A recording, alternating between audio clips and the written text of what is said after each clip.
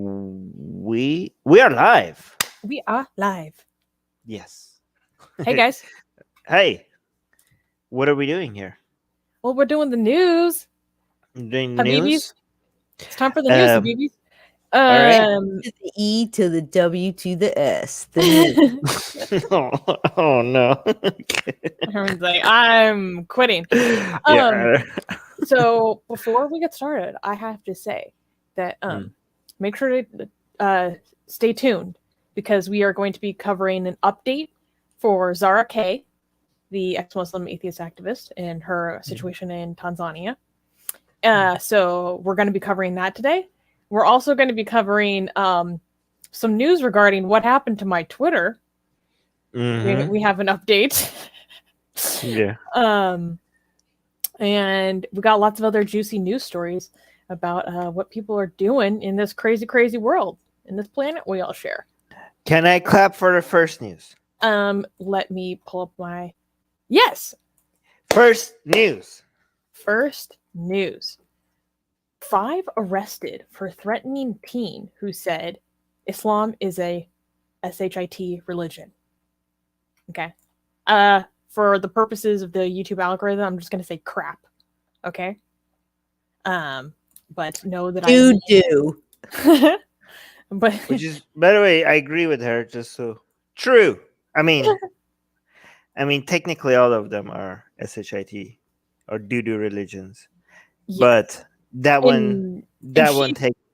And she would agree. But let me continue. French police recently arrested 5 people for making death threats against a teenager who said that Islam is a crap religion in a viral video. The initial threats started after Mila spoke to her Instagram followers, and one of them began harassing her. After denying the followers' claims, the user began insulting Mila for her LGBT identity and accused her of racism. When the argument turned to religion, some began accusing Mila of quote of offending quote our God Allah, the one and only, and hoped that she would burn in hell. Mila decided to post a video in January 2020 criticizing Islam, in which she said, "I hate religion. There's nothing but hatred in the Quran. Islam is crap. That's what I think." There was lots of other very spicy and memorable quotes from her as well. She was bombarded with a deluge of threats, from rape to murder, and degrading insults. Police removed Mila from her class in college, quote, for her own safety. French Interior Minister Gerald Darmanin tweeted that 5 people were in custody for making death threats and cyberbullying. He added that, quote, in total, 13 individuals have been arrested as part of this case since February 2020. All right, I have to call out our community for not being able to read titles, because so many people in the comment section when we posted this on Facebook, and even now our own members in the live chat are saying, like, why is somebody being arrested for speaking the truth? Guys, read, like, you don't even have to read the article. Read the title. She's not being arrested for saying that the religion is crap. The people who are being arrested are the people who should be arrested. And what are they being arrested for? They're being threatening. arrested. Yes, like, okay, here. I'm going to call out our own paid members. Oh, no. Look at this. Even the people. Selva, read that, like, they got arrested for saying the truth. No, they didn't get arrested for saying the truth. They got arrested for threatening the person that was telling the truth. This is a good arrest. What are you guys talking about? Like, no. See, here's the problem, though, is that if we see in our live chat things that are retracted from their live chat, so I was like, I retracted it, but we still got you. we love you, Selva. Yes. But so many, like when we posted this on Facebook, we got 400 comments, okay? And so many people were like, why are they being arrested? That is the truth. I'm like, guys, you don't even have to, even if you didn't click on the article, the title itself was good enough for you to understand that this is like... Oh. Okay, but enough of Armin being pedantic. All right. What do you guys think of this actual news item itself? I mean, good. I'm glad that the people who are threatening her with violence have been arrested. It's sad that happened. It's I don't know if there's any more information, but she's still in hiding. Is she's still protected by the French government? Because this is a year later. Mm-hmm. Yeah, so and she was 17 years old at the time originally. Mm-hmm. Where was a quote from it? There have been over, oh shoot, how many people? There have been a lot of people arrested in relation to this. Quite a number from what I so thought. I said 13 earlier. These 5 are more recent. They a 23-year-old was given a jail sentence in October for threats against her. Those detained are between the ages of 18 and 29 years old and from various parts of France. I'm not sure what the situation is with her safety still, but this happened in January of last year, so over a year ago. And then in February 2020, that's when she was interviewed on a French television show. And she defended her rights to express her atheistic views very strongly. And they asked her if she had any regrets. And she said, but I would still say that I may have a little regret for the people I may have hurt who practice their religion in peace, and I never wanted to attack people. I just wanted to talk about a religion and what I thought about it. That's all. Yeah, and she said there are 2 things that I regret. Is that first, I said it on social media because I hadn't taken into account how big it would get, and also I regret that I said it so vulgarly, because I could have argued my point better. But yeah, okay, she's very strong against like all religions, and she says in one of the original posts she made that started this backlash, she said, quote, "I am not racist at all. You cannot be racist towards a religion. I said what I thought. I won't regret it. There are still people who get turned on. I clearly don't care. I say what I want and what I think." Right. And some people are going to be criticizing her, saying that, well, she shouldn't take it back. Her tone was fine. The religion is crap. And for the sake of normalizing freedom of expression or removing barriers to being able to say what you believe, sometimes you need to be vulgar. But I don't accept that criticism because I think like not everybody has to deal with the consequences of being so out and public with what they say. Like if she thinks like maybe she should have phrased it differently so that she didn't have to deal with the hate or the backlash or the misunderstanding. Not everybody has to go take it for the team and normalize dissent. If she thinks that she, just because I would like phrase it like that, and I would never take it back regardless of the consequences. But that doesn't mean that everybody has to do that. If she thinks that she should have phrased it differently, and maybe the backlash would have been less, that's like, she's not, we shouldn't be expecting more from her. We did get a super chat. Yeah, I mean, especially considering that she is, let's do that at the end, especially considering that she was only 17 when this originally happened, and there were credible threats to her safety, right?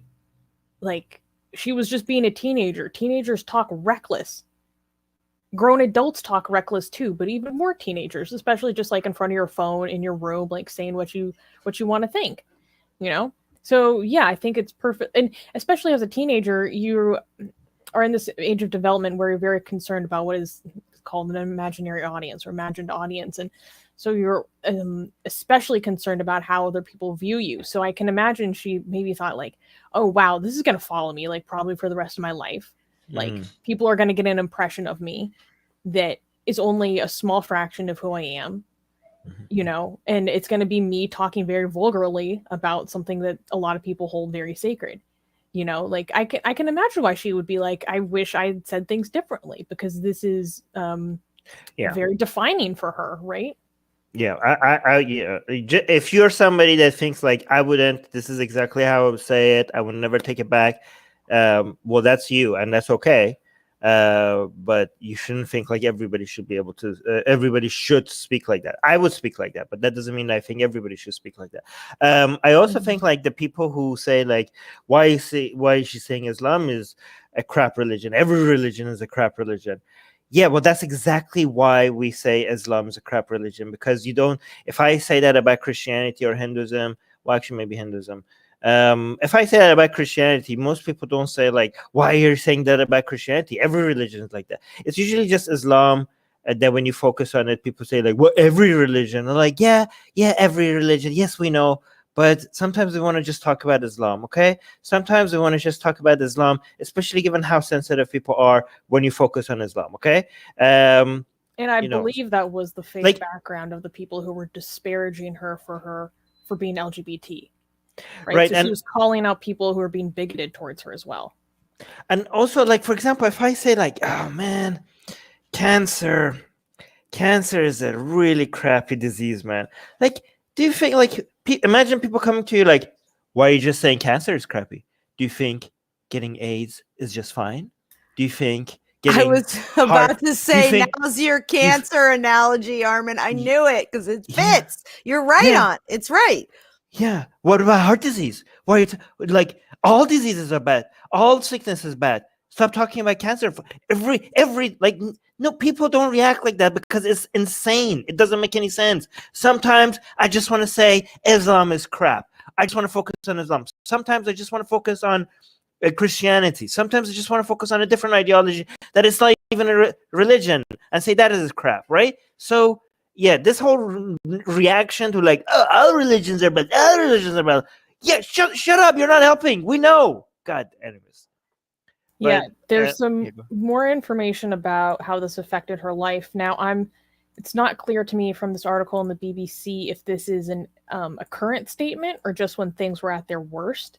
But lawyer Richard Malka said Mila, that's her name, lived in hiding as if she was, quote, in a bunker, and she was getting about 30 hate messages a minute.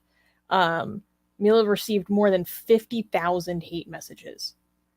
And even Macron came to her defense, I believe. Yeah, he actually did. He had a quote talking about the right to blaspheme. You know, he says, you know, the law is clear. We have the right to blaspheme, to criticize, and to caricature religions. Yeah. So he even talks about making fun of it. But I want to say one thing is she did say all religions were bad. And then she went on to further discuss an example of one of the bad religions. So this faux outrage about, you know, why didn't you say AIDS was bad when you were talking about cancer, you know, whatever, that it doesn't make sense. She did. And contextually, a lot of these people that were harassing her about the LGBT thing were Muslim, some of them. So there was a context. It's a large issue in France, one of the largest, most visible ones. So all of these things make sense as to why she would use it as an example of shit. Yeah. Oh, I said it. Sorry, of caca. Yeah, changing it later is not going to undo it, but it's I okay. know. But and I thought that was funny, like one of the tweets that somebody tweeted about her getting these threats. You know, there's no other way to show your religion's not caca by threatening. You know, the best way to show it is caca is by threatening someone who said that, you know, it was caca. Yeah. Okay, I'm going to actually disagree with that, okay? It's a joke. It's funny. Okay, let me just finish this thought, because a lot of people in the live chat and also the comment of the Facebook post. Actually, let me bring it up here. So if the top comment is saying she has the absolute right to voice an opinion in a democratic and secular country, thin-skinned cultists soon reveal their true selves. Okay, fine. By threatening. Okay, so here's the thing that I keep saying. this is a comment saying, by threatening the girl's life, they are proving her right. The irony. And here's another one. Okay, so this is saying all religions kind of comment. We already addressed that. Okay, so this is fine. Yeah, so I'm just going to address this one here. Where was it? Yeah, by threatening the girl's life, they're proving her right. No, not really. Okay, this works both ways, right? So when we are saying we criticize Islam, we're anti-Islam, not anti-Muslim, so we're not bigoted. It works the other way around, okay, as well. If Muslims do crappy things, that doesn't prove anything about Islam, okay? Islam could be the best ideology out there, the way to make the world progress and advance. Like, it could be the best thing ever, okay? And even if every single Muslim doesn't follow it, and is like if every single Muslim is like a bad human being, that wouldn't change the fact that Islam is the best religion ever. The other way around. Let's say Islam is a garbage ideology and is horrible for the humanity. Even if every single Muslim was ignoring the teaching of Islam, and every single Muslim was the best, like most Muslims were the best people. We're the best. Every single Muslim was absolutely lovely. If it doesn't change the fact that the Quran, for example, is a horrible teaching.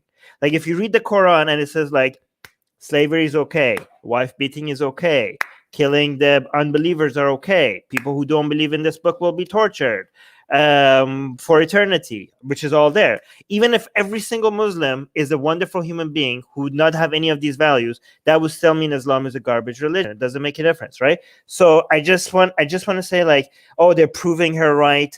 Nope. These are two separate things. They are. I'm not denying that they're connected. They are connected. Okay, one influenced the other one. Sometimes the behavior of Muslims is connected to the teachings of Islam, but it depends on the Muslims. Sometimes some Muslims are very influenced by Islam. Sometimes some Muslims are not very influenced by Islam. But at the end of the day, the behavior of the Muslim doesn't say how good or bad Islam is. Go on.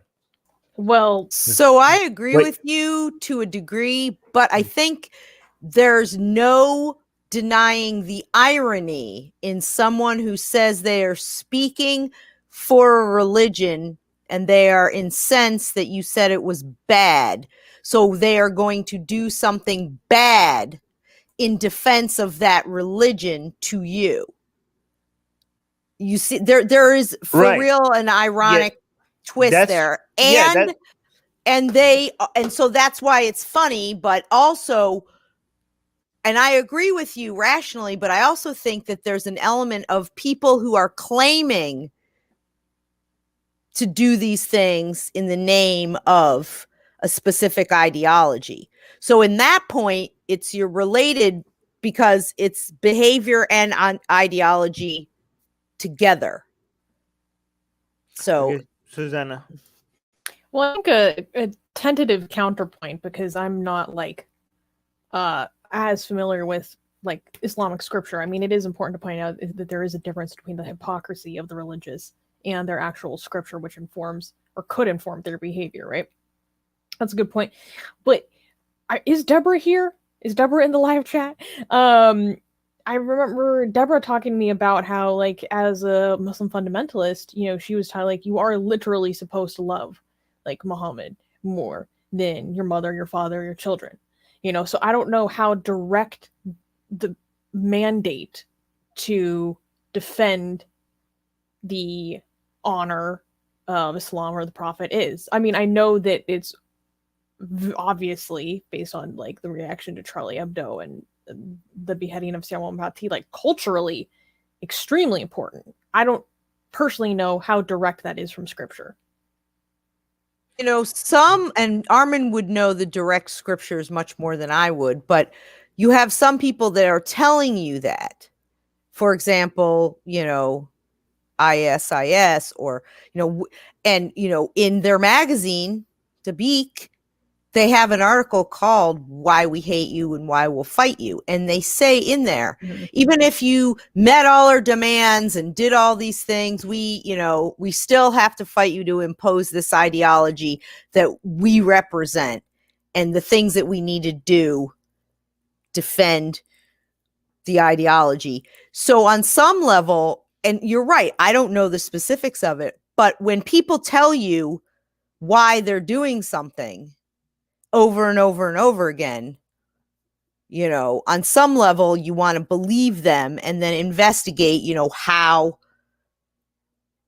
that happened or what to do to counter that, or you know what I'm saying? Maybe I didn't explain this very well. These are two separate things, okay? I'm not saying Islam doesn't have an influence on these type of behavior. Islam by itself, like if you understand it, if you read it, it's a garbage ideology. It's a crap religion, just like other religions are crap religions as well. But Islam by itself is a very crap religion, double, okay? But it's just like what I'm saying is that no, I don't believe people. I do believe people that about what they think is true. If they say this is what they think is true, I believe them that that's what they think. I don't believe them if their understanding of their religion is true. I mean, when ISIS says it, it just happens to be that yes, what they're saying is true. It's in the Quran, it's in the Hadith, but I didn't determine that just because I listened to them and they said so. So I took their word for it. I went and looked in the Hadith and I went and looked in the Quran, and yeah, it was right there. Okay, that was kind of implicit in my point, is that you went and you looked, you determined yes, it is true. Yeah. So okay, I believe that. Yeah. But my response is not mostly to people like, oh, the irony is funny. Yeah, that's not my response to that. My response is to the people who say like, oh, they're proving her point by but they're proving her point, like these are Muslims who are threatening violence, and she was like, this is a crap religion. Well, these are Muslims threatening her with violence, so they are proving her point. No, they're not, right? If these people were proving the point, then the Muslims who are nice, the Muslims who are secular, the Muslims who are pro-LGBT, the Muslims who are anti-violence, then what does that mean? Does that mean that they prove that Islam is great? Like, because if these people who are threatening violence against her are proving that Islam is crap, then by that very argument, the Muslims that are wonderful human beings are proving that Islam is fantastic. That's a very good way to explain it. Right. No, okay. I did understand that point, but my question is, how much of this is actually from Scripture? Right. I mean, I don't think most Muslims know. This is another reason why I don't look at Muslim behavior to figure out how good or bad Islam is, because most Muslims have never read this. Most Muslims have not read the Quran, let alone the Hadith. So whatever they do, again, there is influence, but the influence is multiple degrees of separation. It's their imams or understanding of the scripture, and the imam's influence on the fundamentalists, their fundamentalist influence on the culture surrounding the people where these Muslims grew up. So there is an influence, but the way that this influence is not like every Muslim is like, read the Quran, I'm going to follow the Quran, I'm going to follow the Hadith word by word, so every single action that I'm taking is going to be reflective of what's in the Quran. It's not that simple. It's complicated. There is influence. The way the influence is not as simple. Muslims are not robots where you just enter the Quran and into the Hadith and then they go beep boop beep. I'm going to follow it word by word. Sunnah. Insert Sunnah. Right. Yes. Allah. I didn't say the other part for our. We got a super chat from Varun very quick. Thank you for the $5, Varun, saying interesting news from India. A government cow agency cites test report to claim cow dung chips reduce caesium radioactivity. That cow agency loves to do all sorts of crazy stuff, so I'm not utterly fantastic. Okay, I'm gonna go choke on a spoon. No, no. Just kidding. So Can we let's do the clap for next news, the? Can and we yes, clap? yes, it's amazing. Mm. It's amazing. Next news. Next news. Indonesia bans compulsory hijab in schools. So, human rights activists commended Indonesia's decision to ban compulsory hijab in public schools. The school's practice of forcing women to wear religious clothing is now banned as of February 3rd. The Indonesian government's decree that the hijab cannot be mandated in public schools was motivated by an incident regarding a Christian student that went viral on social media and captured national attention. When a Christian female student repeatedly refused the demands to wear hijab, school officials requested that her parents come in to speak with them. While they were there, her parents discreetly recorded the meeting, then posted it to social media. In the meeting, the school official asserted that the rule is that all female students, including non-Muslims, must wear the hijab. Quote, if I force my daughter to wear the headscarf, I will be lying about my daughter's identity, her father stated, adding, quote, where are my religious rights? This is a public school after all, end quote. Public schools were given 30 days to rescind the mandated attire by the government. Schools that do not comply will be penalized. So yay! Wow, this is Indonesia. strange. We're getting some like Mazel tov. usually when we cover Indonesia, it's something bad from the Aceh province, something Islamic. Actually, the last two times that this one and the last time we covered Indonesia, it was good news. One, they took down this like this Terry group. There's this radical Islamic group in Indonesia. The government, Islamic Defense Front. yes, the government was taking actions against that. They banned them as a political party. Wow. And now they're like, yeah, you know, so what's happening? Is there some, I don't know, are these just like one-off anecdotes about some good news, or are winds like starting to blow in the different direction? Is this a sign of something happening in Indonesia, or are these just like some small things here and there? I'm not sure, but Silva Kumar is saying give them a medal and a cookie. And then I have to address this comment by Amir saying you guys believe in human rights yet clapped when hijabs are banned. Hijabs are not banned. What an idiot! Compulsory hijabs are banned, meaning you are forced to wear something that you do not want to wear, that is actually a violation of your own religious identity. You are forced to wear it, and you will be punished if you do not wear it. Yes, we are going to clap for that, because that's women's rights, you D-bag. No, he doesn't even know how to read. He's such an idiot. Your name has now been problem with reading the title. This is like, okay, so Amir, your name is now forever on our YouTube channel for eternity as an idiot. Congratulations, because you can't even understand what's happening. If something that was being forced has been banned, you understand how this works? A ban has been banned. It's a double negative. Okay, so being able to show your hair, that was banned, and now that has been banning people from being able to show their hair has been banned. It's a double negative. Like, you're such an idiot, Amir. Congratulations, you're such an idiot. And now your name, I hope that's your real name, because it's now forever available to everybody to see as evidence of how stupid you are. Congratulations. But anyway. This is funny. Swapinil saying, when did hijab become a human right? No, guys, hijab is compulsory hijab. No, guys, hijab is a human right. You get to choose. You get to wear the hijab if you want. Mm-hmm. Okay, the hijab hasn't been banned. Forcing the hijab has been banned. You idiot. Oh my God. People like Amir are why we can't have nice things. The hijab is a human right. You can wear the hijab, okay? Forcing it has been banned. Maybe read before you comment so that you don't look like an idiot. So I thought this was really interesting. So in the past, religious dress codes have often caused division among Indonesians, some wishing to free themselves from these cultural demands. The hijab issue was addressed by Jakarta's contentious governor, Tajahaja Purnama, in 2016. Purnama condemned the public school's practice of forcing female students to wear hijab and called for a ban. So this is back in 2016. Quote, the hijab they wear looks like a napkin. I think the napkins in my kitchen is better. When the students go out of the school gate, they remove their headscarves as soon as they jump on their father's motorbike, said the governor.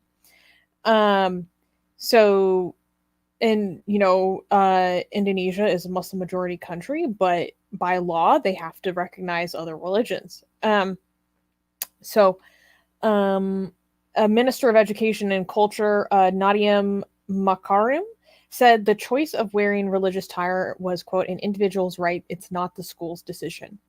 The essence of this decree is that students, teachers, and education officials have the right to choose, said Makarim as she declared the decision on February 3rd.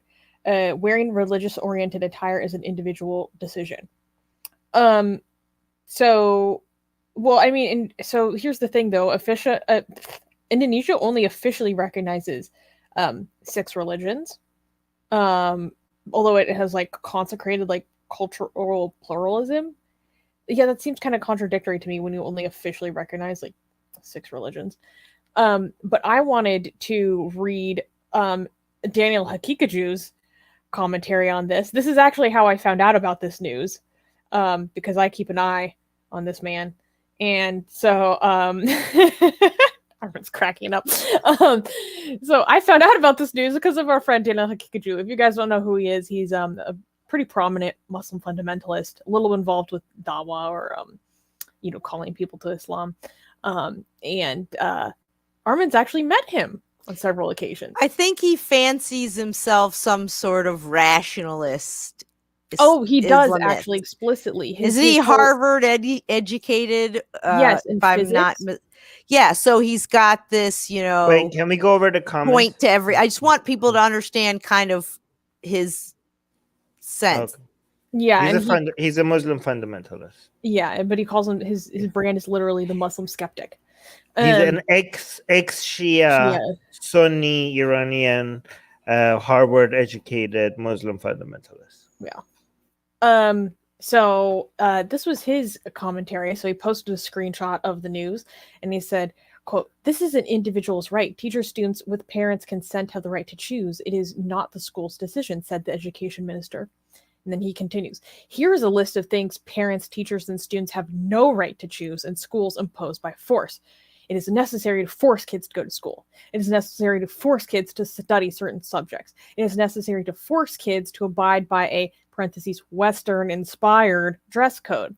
It is necessary to force kids to abide by a strict class schedule. It is necessary to force kids to meet certain rigorous academic benchmarks. It is necessary to force kids to abide by a strict code of conduct. It is necessary to force kids to follow an extensive list of requirements and expectations for years of schooling.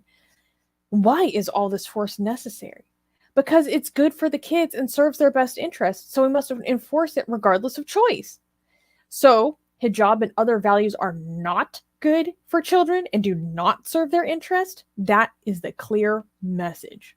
Stop the secularization of the ummah. Stop the dumb liberal arguments about choice. So, okay. I have a lot to say about this. So I read that and I thought that he was making an argument that sounds like he's saying something, but he's really saying nothing. It's a false equivalence. The things that he's talking about being good, they may or may not be good for kids. Some of them are good for the bureaucracy. Some of them are good for society. Some of them are good for future participants in the economy, giving kids tools, making them have academic standards. How are you going to know if they've passed? You need some frame of reference. He's talking about things that have nothing to do with quote unquote necessarily good. That's a value judgment.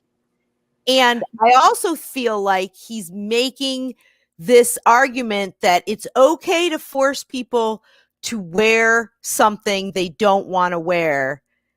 And then the governor was saying, and they look crappy like a napkin and they throw it off. So the governor's saying it's because they don't really believe in it. And it almost takes away from what someone like who's a believer would have in terms of the religious significance, the reverence, the fact that it's a choice. It's supposed to be a specific religious act. But when you're forcing people, and then as soon as they get out of your sight, they throw it in the trash, that tells you that they're not treating it with the reverence that you're treating it with, you know. And this thing about choice, well, he's allowed to wear it, someone else isn't. But if you're forcing someone, it's not because it's good for them, it's because you want them to submit to you.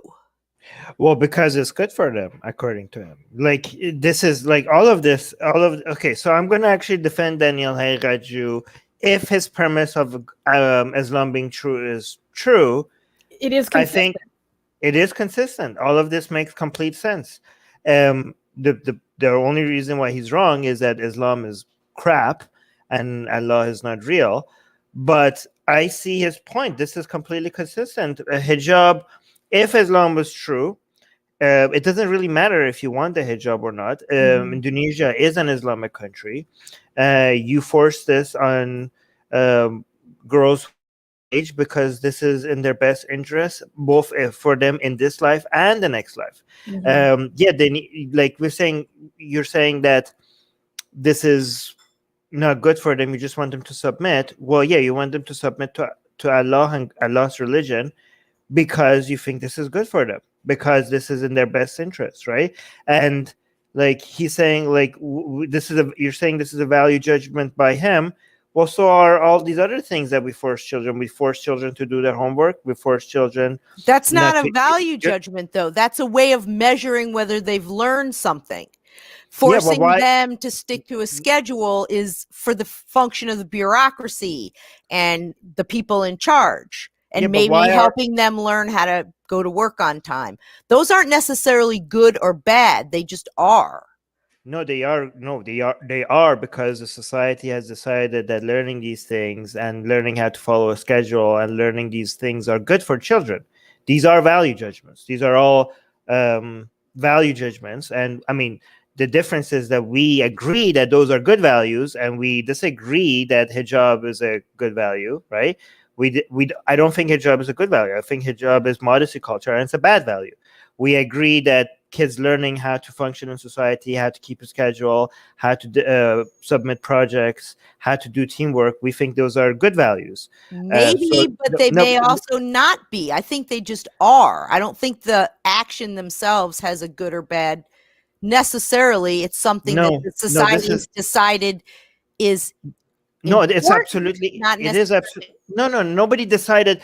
We don't do. Okay, we're getting too much into it. Like we don't teach kids how to do math just because this is how things are. We teach them because we think that this is a useful thing for them to know, and we think this is useful. This is all value judgment. Anyways, I don't want to get into too much. Like we don't just do it just because we do it. These are all value judgments. So I think he's being consistent. He just like the disagreement is not. I think it's like if you believe these are good for children, if we think like learning math is not good for children, we have to remove it from our education system. It's a waste of time and resources. We keep it there because we think it's good for them. So if you also think teaching kids how to wear the hijab is good for them, if you actually think that, just like learning math, that should be forced on them. Okay. The only reason why I'm against it is because I think it's not good for them. But I do think that somebody like Daniel Hayraju is being completely consistent here. But this is the difference between Muslims who are consistent with their Islamic ideology and so-called moderate Muslims who are better people because they're worse Muslims, right? Because they're not as good at being consistent with their Islamic ideology because they have been influenced. This is whenever I say Muslims who are moderate or reform or whatever, whenever I say they're not consistent with their Islam, I'm hoping that people understand that that's not me attacking them. The reason why they're not consistent with Islam is because they have been influenced by superior values to Islam. Okay, this is not meant to me being like, oh my God, look, you don't understand Islam. You're not consistent. Well, it's good that you're not. You're a better person because you're not consistent with Islam. Anyways, I don't want to get into too much philosophical discussion about what's value, what's objective, what's subjective. But that's Rivka disagrees with me on this. Do you want to add? Really, what it comes down to is like what you need to know is that Islamically, according to scripture, it is not a choice for women who have menstruated. It's not a choice. So he's being consistent here. And yeah, I mean, of course he is, but that's a different. But I don't think even Islamically non-Christian, non-Muslim women are forced to wear the hijab. Like, in fact, isn't that exactly what makes them distinct? No, I mean, if you're a slave, I think you're not supposed to wear a hijab. But if you're living under Islamic law, then I think you technically are supposed to. Yeah, if you're in public, you're supposed. If you're like even if you've like paid your jizya and all that, well, like I don't know. Yeah, I think there are separate rules for you. Like you could buy and sell wine as long as like you do it in your own areas. And Muslims don't have like you can't sell wine, for example, to Muslims. If you're in public, I think you're supposed to wear the hijab. If it was completely Sharia country, I've seen some old like writings and also illustrations of specific head covers specific to different groups. Like, you know, Jewish people were a certain one, and that's also in the Middle Europe too. But somebody's head is covered, whether it's Islamically or recognizable as another religion, it's still covered. What's traditionally happened under Islamic countries in history is not what Muslim fundamentalists will consider Islamic teaching, right? Like there's a lot of times it could be like, well, under the Abbasid they did this, under the Umayyad they did this, under the Ottomans they did this, and like a lot of Muslim fundamentalists were like, yeah, who made these caliphs the authority on what's Islamic practice? We go to the ulama for that, not to the caliphs, right? Like just because like these people did this and this is what they, I mean, there are a lot of caliphs that passed laws that were in complete opposition with the ulama, right? So they don't say like Islamic practice in history is not a good reference for a lot of Muslim fundamentalists of what is Islamic and what's not Islamic. For that, they go back to the Hadith, back to the Quran, and back to the the scholars and the and stuff like that. So that is. Anyways, we're getting into too much. No, this is a hilarious comment from Katie, and this is a joke, you guys, because obviously it's not like technically accurate. So this is hilarious. How to bypass the hijab 101. They're slaves to Allah, and slaves don't need to wear the hijab. That's a good one. Think about it. Yeah. That's, by the way, just to be clear, we know that's not Islamic, but that's a joke. Yeah. So, by the way, Rivka, I hope like me like disagreeing with you, that's just like fun disagreements and stuff. Like, you know. No, don't worry about it. Okay, cool. I think that's well established by now. We've been around each other for a long time. No, because sometimes I come off as being extremely like mean against Rivka, and I know where we get our. No, that's gonna. Trying to say you need to come on. You need to stay on my good side. No, yes. You're strident. Yes. It's the tone. But what I'm saying is it happens to me too. You know, right. But yeah, don't worry about it. Look at Fatima. Armin becoming more sensitive lately. Dang. He knows which side his pita is buttered on. Yes, that was exactly what I was gonna say. Anyways, let's do the next news. It's very good news. So I'm gonna give. I'm still waiting for a call from Musad. Yeah. Musad, call him. Anyways, for legal reasons, that's not a joke. Wait, for legal reasons, that's a joke. Okay. For legal reasons. Okay. The joke isn't a joke. So we clap? We can clap like 5 million times for this. Next news. Indian woman becomes first to get no caste, no religion certificate. Yay! After many years, Sneha Parthi Bajara, a 35-year-old lawyer from Vellore, became India's first citizen to have a no caste, no religion certificate on February 5th. India's system of assigning caste or religion labels to its citizens is recorded on official documents such as birth or school certificates and national/community certificates. However, Sneha's parents always chose to leave those columns requesting this distinction blank on any of their child's applications. They believed her identity as an Indian female was the only distinction necessary. Quote, I started to realize that every application form I filled mandated enclosure of a community certificate. So I had to obtain a self-affidavit. It was only then that it occurred to me that I needed an identity that was sans caste and religion. That means without caste and religion. Sneha said, through the writ, I seek judicial or government order which will hopefully lay out a procedure whereby people who are willing to get a, quote, no caste, no religion certificate can acquire one. Not everyone can get the certificate. The authorities who I applied to used their discretionary powers, she added. So, yay! Congratulations, Sneha. So the judges, because the whomever the office were able to decide to give it to her, but not everyone will be so lucky. So yeah, I mean, muzzle tough, don't get me wrong, but I think that's interesting. It wasn't like it was codified into law that when a child is born or when you fill out documents, you could choose that as one of the options. Yeah. So what's interesting is, though, she says specifically, like, this is pretty much a technicality her parents accidentally created for her. So this was basically only able to happen to her because there was previously no other record of her religion or caste. It's because her parents made that decision early on. And so she was saying basically, like, if you have also never recorded your religion or caste, that you can do what I did, but it also at the end of the day comes down to the judges or like magistrates' discretion. If you do have your religion or caste recorded somewhere on your documentation, then you're going to have to go through a different process, unfortunately. And as of yet, I don't think that exists.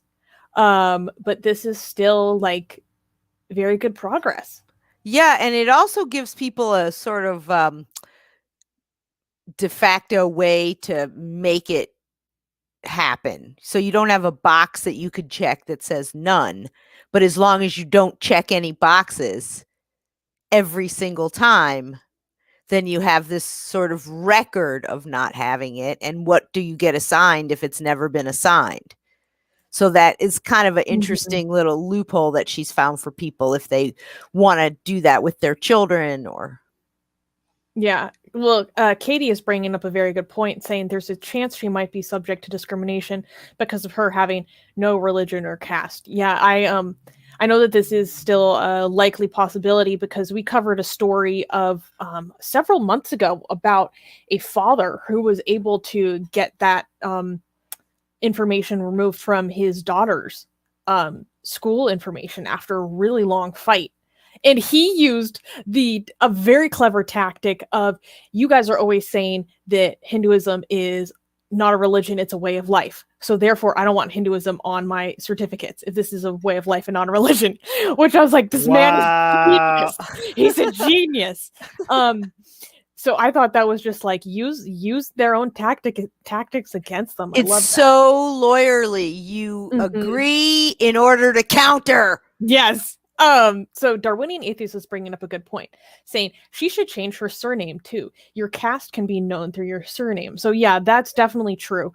I know with the father that I mentioned a second ago, he was actually in the process of trying to change his name to basically a combination of numbers and letters because he didn't want his caste to be exposed that way. And I believe he was from a lower caste. But the thing is with this woman, like, this is kind of similar to, say, ex-Muslims who have the name Muhammad. You know, people are like, oh my, you're not allowed to have that name. Both ex-Muslims, atheists, and Muslims say that to these people. You're not allowed to have that name. Why would you change your name? You're not Muslim anymore. Oh my God, blah, blah, blah. Start calling yourself Mike. It's kind of a ridiculous feedback because, like, your name, it may have come from a certain background, but that doesn't mean that it's like you can secularize your own name, so to speak. Right? Like, that's maybe what it historically meant, but that's not what it has to mean for me. So, the idea that this woman is going to get more discrimination because of what she's doing, but usually people who are at the front line of normalizing stuff like this are the people that pay the highest cost. Like, I think maybe it's mostly for the sake of the people that come after.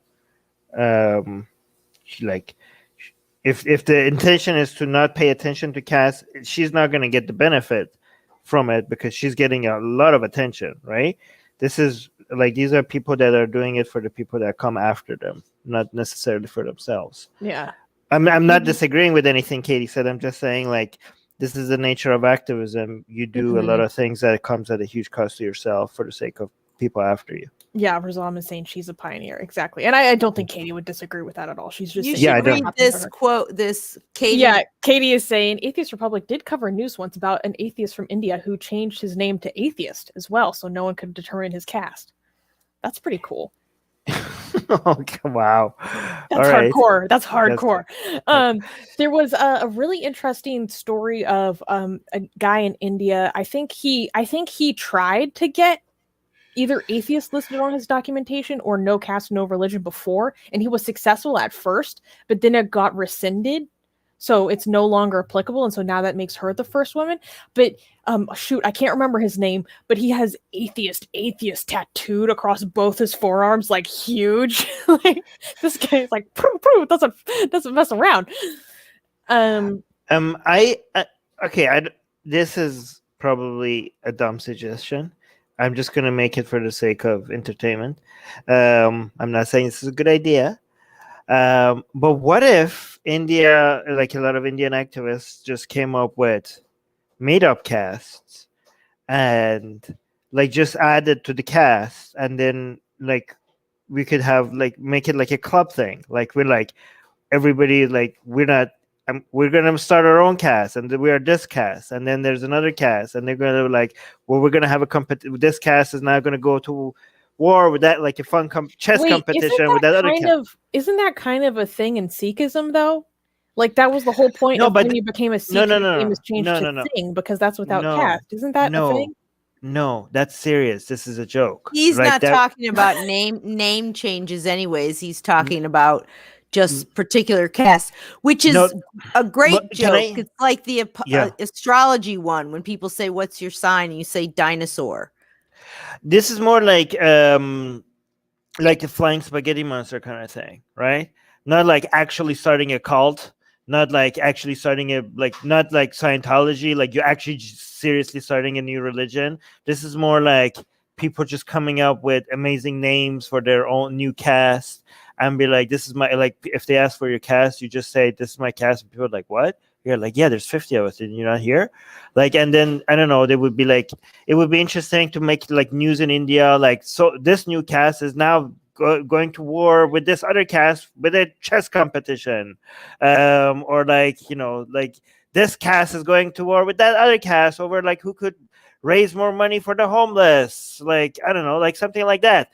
And then just like make this whole caste thing into a joke by just people coming up with the most ridiculous names and the most ridiculous backstories and mythology behind their caste. I don't know. I think that would be kind of fun.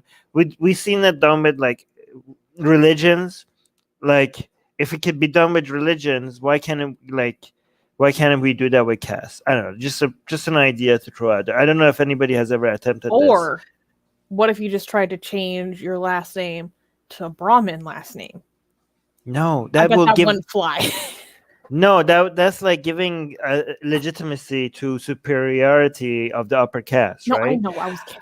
I know, but actually, you could like say like, yeah, we are actually superior. Like, you come up with your caste, and you could come up with like some detailed arguments why your caste is superior to the Brahmins, like even the highest caste, right? And you could even joke, like you could make a caste, and you could like, actually, our caste is not very good. Like we're lower than even the Dalits. Like I don't know, like you could, I don't know. There's so many things you could do with that. Like I know this is like Goddess Katie saying India needs a satanic temple of its own, something like it's a yes, exactly, temple of Asura or something. Yes, yes, something like that. Okay, and Oh, because and then Selva Kumar is Temple saying of the Flying Chapati. we have an Asuran temple in Tamil Nadu. oh wow. Okay, but that's still giving legitimacy to the already existing. Here, do this. I am the goddess cast. Yeah, there we go. We're starting it here. Okay, guys, go start your own cast. If anybody in India starts a movement and it gets some momentum with their own cast, come here. Let us know. We'll cover it on the news. Okay. Anyways, As long as your new caste doesn't promote discrimination against lower caste people. Okay. I don't want to hear any made up For casteism. any people, you right? could promote joke discrimination against some other made-up castes. Yes. You could do that. You could be like, we love the Dalits, but this other caste, like, we can't tolerate them. Like, but it has to be, if you're discriminating against a caste, it has to be against another made-up caste to show how ridiculous this whole discrimination thing is. Okay, that would be fun. Mhm. Anyways, Yeah. we can clap for the next news too. Next news. Oh boy, it's not looking good for our conservative friends. 27% of white evangelicals think QAnon is real. Among white evangelicals, over 25% still believe in quote-unquote QAnon conspiracy theories. The American Enterprise Institute, a conservative research group, conducted its latest survey in January 2021. So this is recent.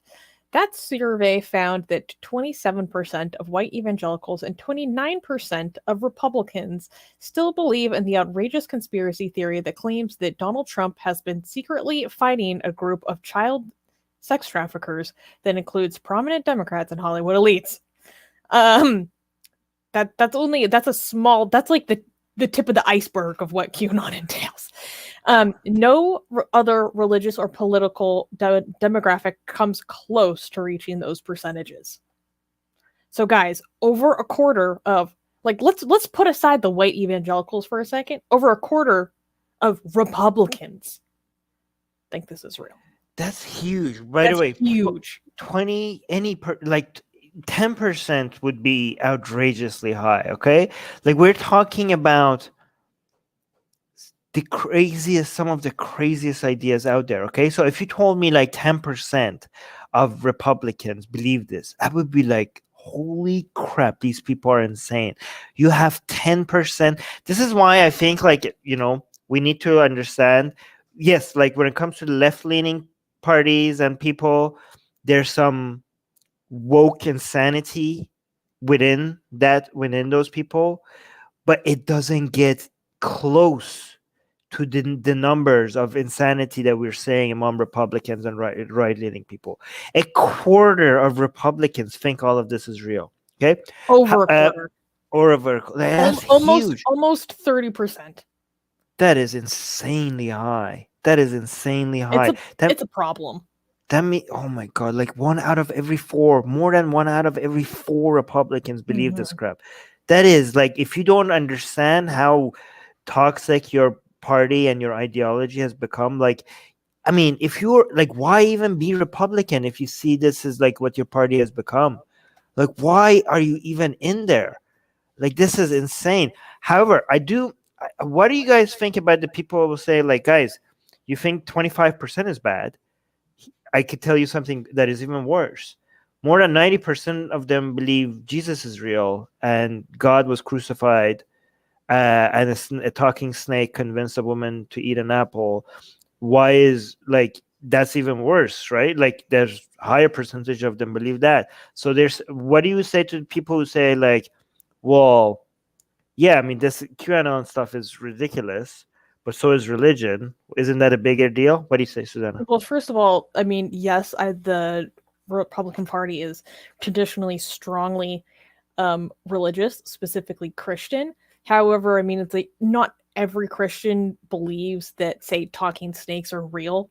Like I actually grew up in a community where that Genesis is understood to be an allegory, and as a Catholic, so not everyone accepts it that literally. But that's a small point. I would say that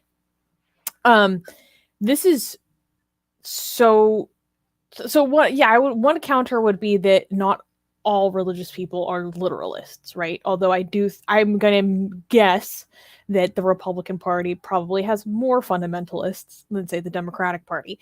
However, I think QAnon is so much more dangerous than just a generalized Christian belief. People, they literally believe that there's going to be a point where, like, Democratic leadership is taken to Gitmo and, like, hung, like it's I would describe it, for those who are not familiar, as like a big tent conspiracy theory. So like all the famous conspiracy theories you've heard about, like, well, the JFK assassination and like everything, like it all fits together somehow. They have these crazy charts of how it all fits together. Some people believe that people are going to come back in time and save us in some way, or that they're manipulating us from the future. Like it's so ungrounded in reality. It's like next level. Oh my gosh. Yeah. Rivka? I was going to say the amalgamation of it is really sort of the conspiracy theory that builds on all the previous conspiracy theories.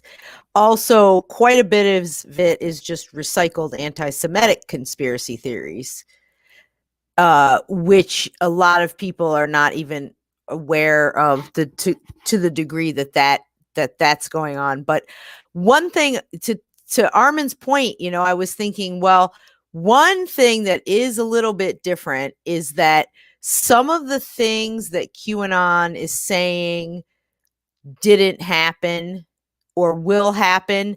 We have actual either footage of something that happened that we can refer to that happened in real time, or you have a larger group of people who are denying. I don't know where I'm going with this argument, but I think there's some level of difference is that you can demonstrate it can't go back in time physics wise. We haven't figured that out. There's no proof, so to speak, of some of these things because it's happening in modernity about things that happen. I don't know. I don't know if that's even a rational argument, but somehow it just seems like. But then again, now we also live in this world where you can manipulate what we thought was irrefutable proof before. So how does that impact it? Then it becomes maybe just as fantastical as something that, there were no photos 6,000 years ago. So you really don't know if the bush was on fire. Secular Rarity is saying, Rivka, spot on. There is a lot of anti-Semitism disguised as just exposing the truth. Wait, is this news to people that the QAnon is anti-Semitic conspiracies rebranded? It's news to a lot of people. Wow. Especially the lefty type evangelicals who may not be Republicans, or the yogas of the world, or the lefty anti-vax people, the left-leaning Christians, which is a lot of the natural foods world, and holistic medicine. A lot of them repeat this stuff and don't have any clue. Okay, so it's my turn. So I think the way QAnon is mostly, the base is anti-Semitic conspiracy theories. The way it was rebranded as anti-globalist conspiracy theories, like globalist is just like a dog whistle for Jewish people or whatever like that. But that is the base, and you have the actually, I don't know, is the base mostly the Red Scare or the base is anti-Semitic conspiracy theory, and then the topping is the Red Scare conspiracy theories, and the flavoring at the top is the Satanic Panic. A whole bunch of The other things. sprinkles are the satanic Yeah. panic. So you have anti-Semitism, and then you have the Red Scare plus the Satanic Panic together. That makes it QAnon Sunday. the QAnon Sunday. Yeah, exactly. So when it comes to I think I was gonna say why QAnon maybe is worse than just your general Christianity or other religions. And I think Morted Skeptic before I was going to say it, but Morted Skeptic mentioned it as well, which I will highlight. I think the reason why this is worse, and you guys could let me know if you agree or disagree, is because again, this is not an excuse for religion, but human brains are extremely flawed.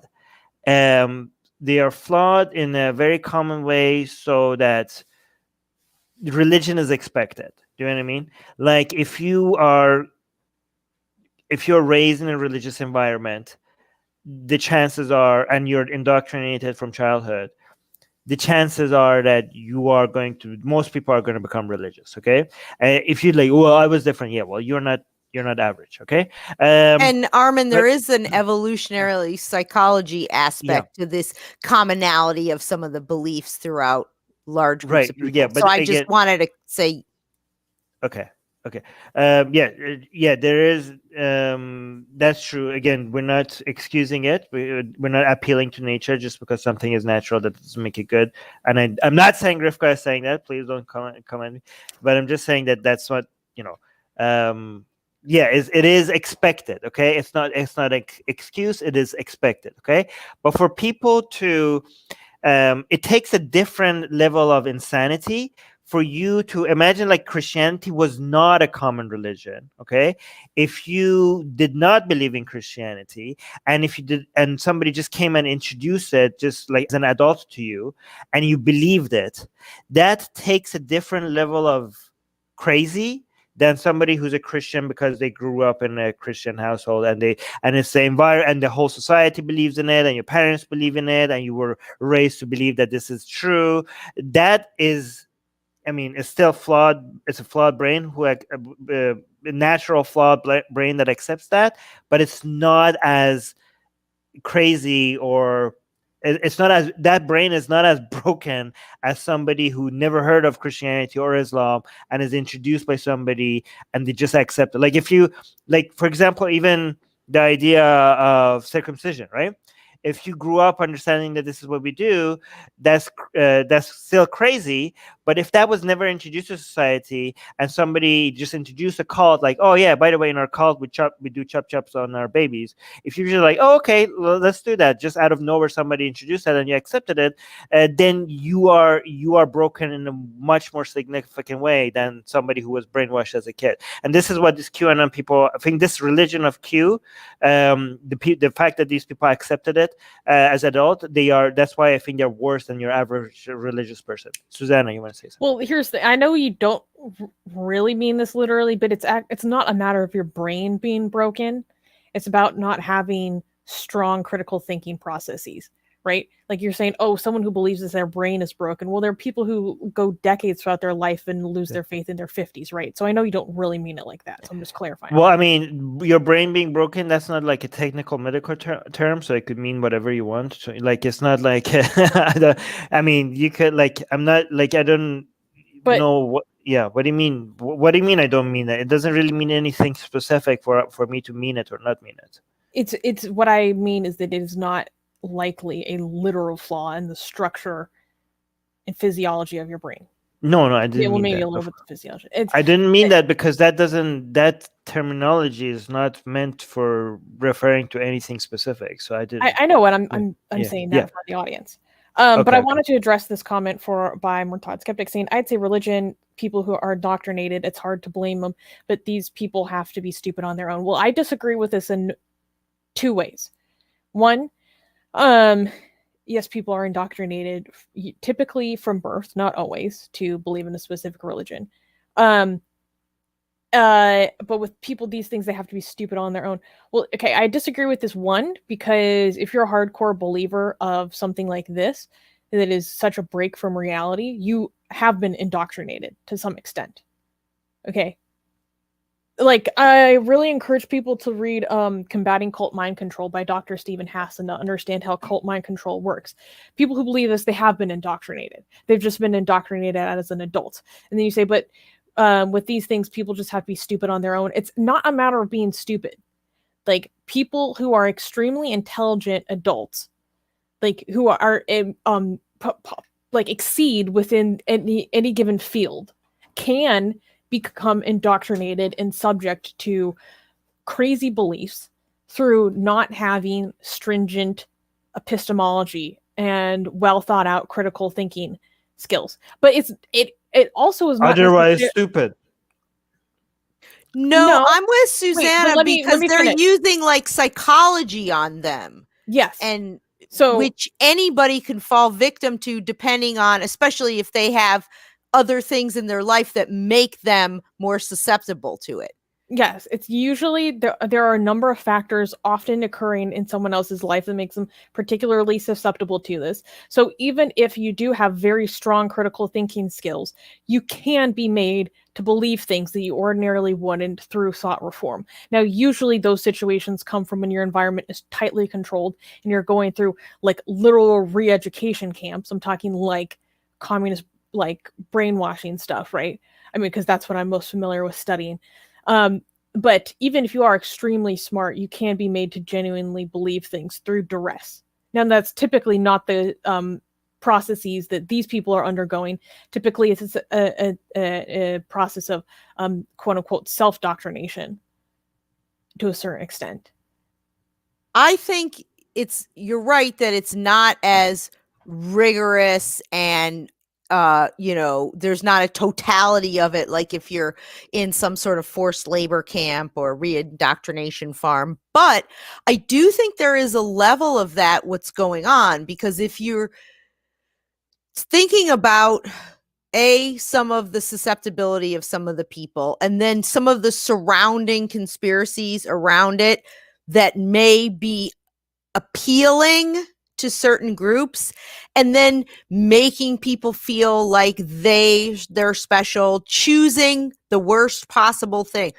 The P-files, nobody likes them, okay? So of course anybody who does this is bad, or any hint of that near someone is bad. So it's all that, what's the worst thing you could think of?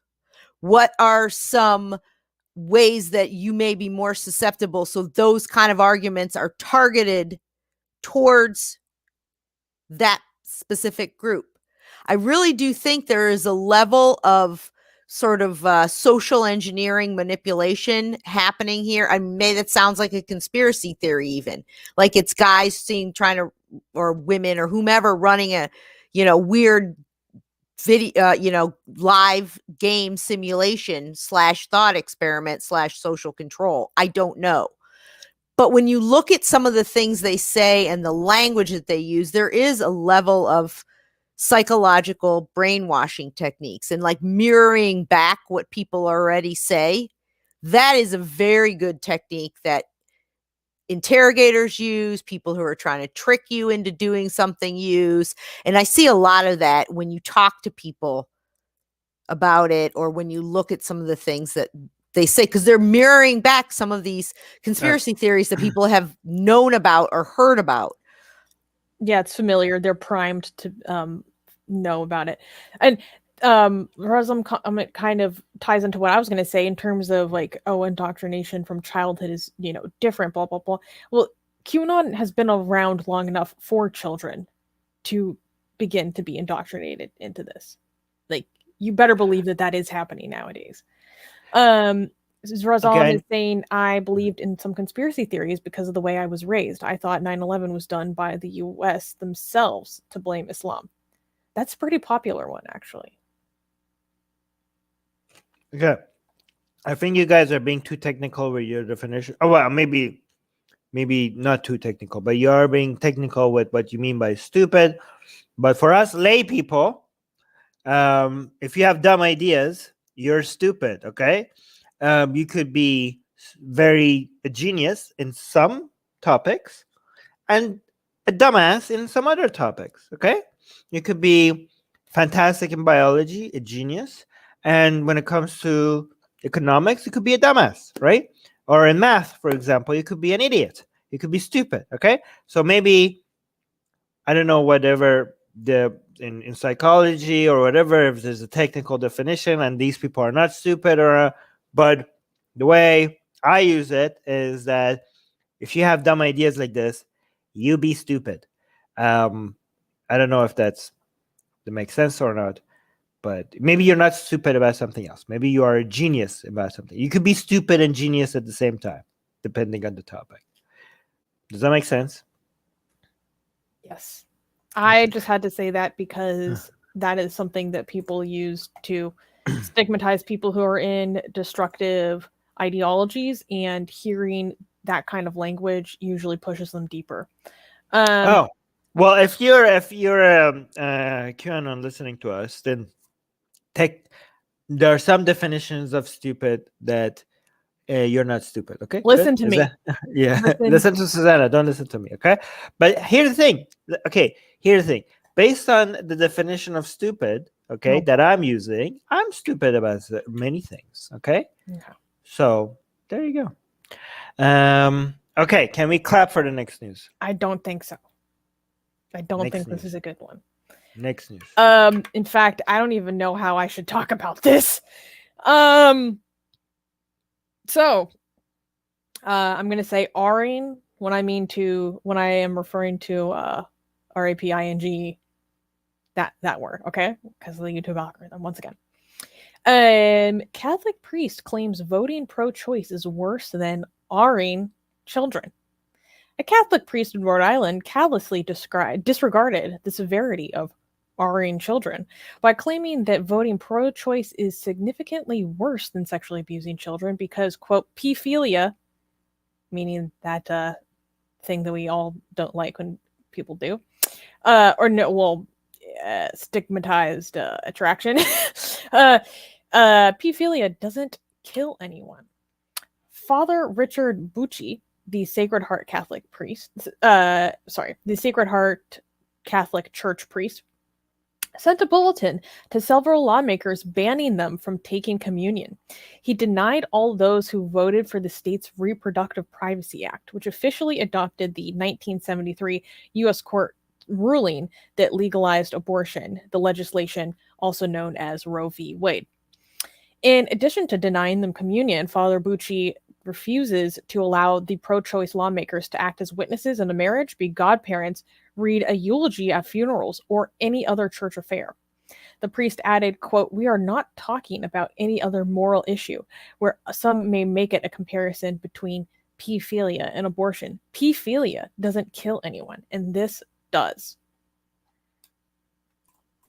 I once heard a canon lawyer make an argument about, not against, but in the understanding of the pedophilia happening in the Catholic Church. It was in a film about that.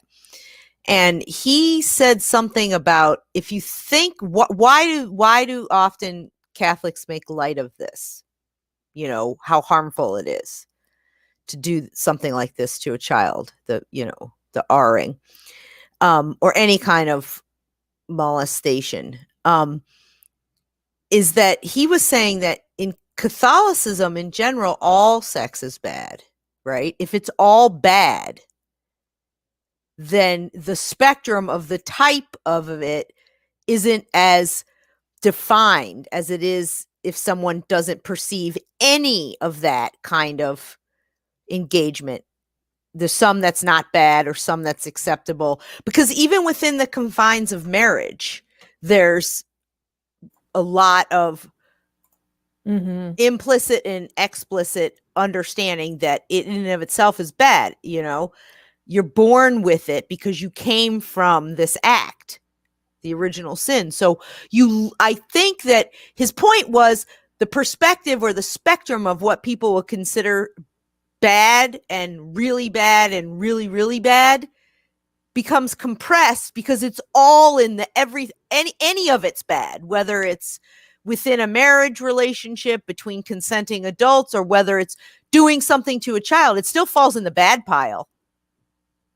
Well, there's actually a very interesting background to all of this. So, Rhode Island State Representative Carol Hagan McGinty is one of the lawmakers banned from receiving communion. She commented on the matter, stating, quote, "If he wants to weigh the heinous crime that his predecessor committed on my sister, compared to what he believes I did wrong by voting for what I believe is right for the people of the state of Rhode Island, I don't think they can even compare." It's important to note that McGinty's older sister was sexually abused as a child at the same Sacred Heart Catholic Church where Bucci now serves. So part of this is an interpersonal battle between this lawmaker who's been personally affected by this in her family with this parish and this priest who now serves at this parish. Prior to Father Bucci's bulletin publicly dismissing 44 lawmakers, State Representative Hagan McGinty led the lawmakers to pass a state law that extended the statute of limitations for child sexual abuse cases, according to CBS News. So, again, this is part of her act as a lawmaker that is cracking down on the Catholic Church. Representative McGinty said that Father Bucci's campaign to pressure and humiliate lawmakers has little to do with abortion or even the 47th anniversary of the Roe v. Wade ruling, as the priest claims. Instead, she says it's about his retaliation against her for helping to pass the bill that extended the statute of limitations for bringing forth charges of child sexual abuse from 7 years to 35 years. A legal ruling that the Catholic Church continues to fight. All right, so I'm going to do something that might be not very popular. I'm going to actually defend this priest. I mean, technically he's right if you agree with Christianity. Like, yes. Yeah, I mean, this is what Christianity gives you. Like, what is so being, I don't know if people have gotten the memo, but all sins are the same in Christianity and all are forgiven through Jesus Christ. Yeah, exactly what Rivka was saying, right? It doesn't really matter if you steal a candy, you lie to your mom, you abuse children, you commit genocide. It's a sin is a sin. We're all sinners. And all sins will be forgiven through Jesus Christ. Amen. Right? You could wipe it all clean. It's not that big of a deal in guys, like in the eyes of God, as long as you submit to Him, which is interesting because that's Islam. Anyways, but abortion, you are killing souls that could have potentially become Christian. These are you are taking the opportunity away for souls that are existing now, according to Christianity, for them to be born and accept Jesus and be saved. Like if you like abuse a child, your one soul, right, still has the opportunity to be saved through Jesus. If you aborted these millions and millions of fetuses, which each one of them is a soul, you have taken millions. Like if you're pro-choice, you're promoting the idea of all these millions of souls never being saved through Jesus. Which one of them seems to be a higher priority? I like think one of them, it's one of them, you're one of them, acting like God by doing that. One second, please. One of them is severely insignificant compared to the other one, especially given how the main thing that matters in Christianity is like the ultimate thing that matters is whether a soul is saved through Jesus Christ or not. That's the only. Everything else is secondary. Susanna, then. Well, I mean, so yes, but there are sins that are worse than others, and there are certain sins or offenses that can get you excommunicated, which are some of the worst. One of those is seeking and procuring an abortion.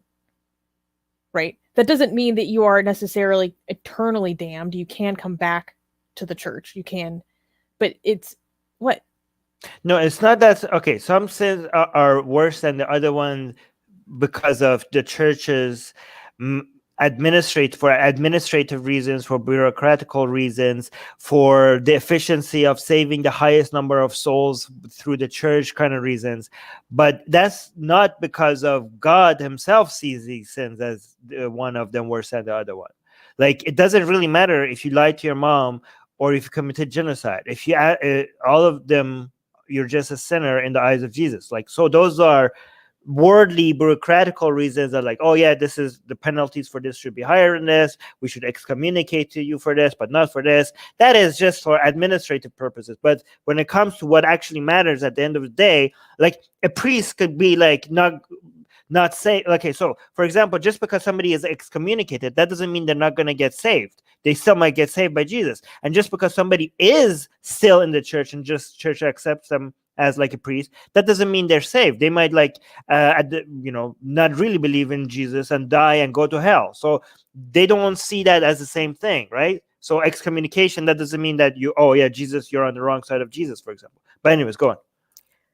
I think actually it's a combination of a couple things. So the idea that in Christianity, the most important thing is to spread the good news, make other people Christian, right? Accept and move on, right? You've got to worry about other people. So there's that level of soul, hunger that they're looking for, right? But I think the real issue with the abortion thing is that humans have usurped the role of God by getting to decide which soul comes to fruition on earth and which doesn't. Mm-hmm. Because God does things like, sometimes you have a miscarriage or you can't get pregnant. And, so all their prohibitions on birth control are, again, this usurpation of human will over what God and God alone gets to decide. Not really. Do you become pregnant or do you not? Is this baby born, or does this baby somehow not be born in the material world, right? Breathing air. And so that has a soul nature to it, but at the same time, it's only God gets to decide these things. Actually, they do believe it. Go on. I did an entire presentation about how contraception in the Catholic Church, and I looked at the Catechism from Vatican II and the 1983 Code of Law. And Rivka is essentially right. So it comes down to a belief in how it's interfering with God's divine and perfect plan. So that's why this attitude is not only extended towards abortion, which I feel like even outside of a religious context, people often feel very strongly about it, that it's murder, right? But even within Catholicism, there's that context, but then that extends to contraception, period, because it is seen as interfering with God's perfect plan, which always made me think, then why don't they have a problem? Well, some Catholics do have a problem with artificial insemination and IVF. I can't remember what that stands for. But then they should also have a problem. In vitro fertilization. Thank you. They should also have a problem with things that help erectile dysfunction. If we're going to be truly consistent, like that's messing with God's perfect plan as well. Well, and what's interesting too about this whole idea about messing with the plan and, the control of this through contraceptives. I mean, and this extends to all kinds of things, all these prohibitions, so a woman goes through menopause and can't become pregnant. A lot of women and men were advised to live as brother and sister. They have the rhythm method, which is the only allowable form. They call it Catholic roulette because it fits with God's plan, right? There's these periods of time, and so it's interesting that, I think it has to do a lot with the usurpation of authority that is given to God and God alone. Yeah, and according to religious and Catholic thinkers and the Catechism, that's pretty consistent. Okay, so just to be, I'm just going to say something, right? The responsibilities of humans is independent from what God eventually decides. Okay, just because God has a plan, that doesn't mean that you shouldn't be trying to, like, people, like a lot of atheists say, like, oh, well, if God decides for me to have, like, it was God's plan for me to have an abortion, or it was God's plans for me to be like, take pills or whatever, not to have a baby. Like, this whole notion of between the philosophy between free will and when God's determinism steps in, and when human responsibility, what role, like, that has been debated for the past 2,000 years between, so this is not something like the atheists keep saying as a joke, like, well, God decided for me to have an abortion. Like, do you think they haven't been coming up with counterpoints to this, Christians, for the past 2,000 years? They already have that, right? So there's that. Also, I just want to make it clear that I am not suggesting that this guy is, what he's saying is correct. What I'm saying is that it's consistent with Christianity, and this is not just this guy being rotten to the core. This is Christianity being rotten to the core. Right? This comes from Christianity, but he is being consistent, I think. Okay.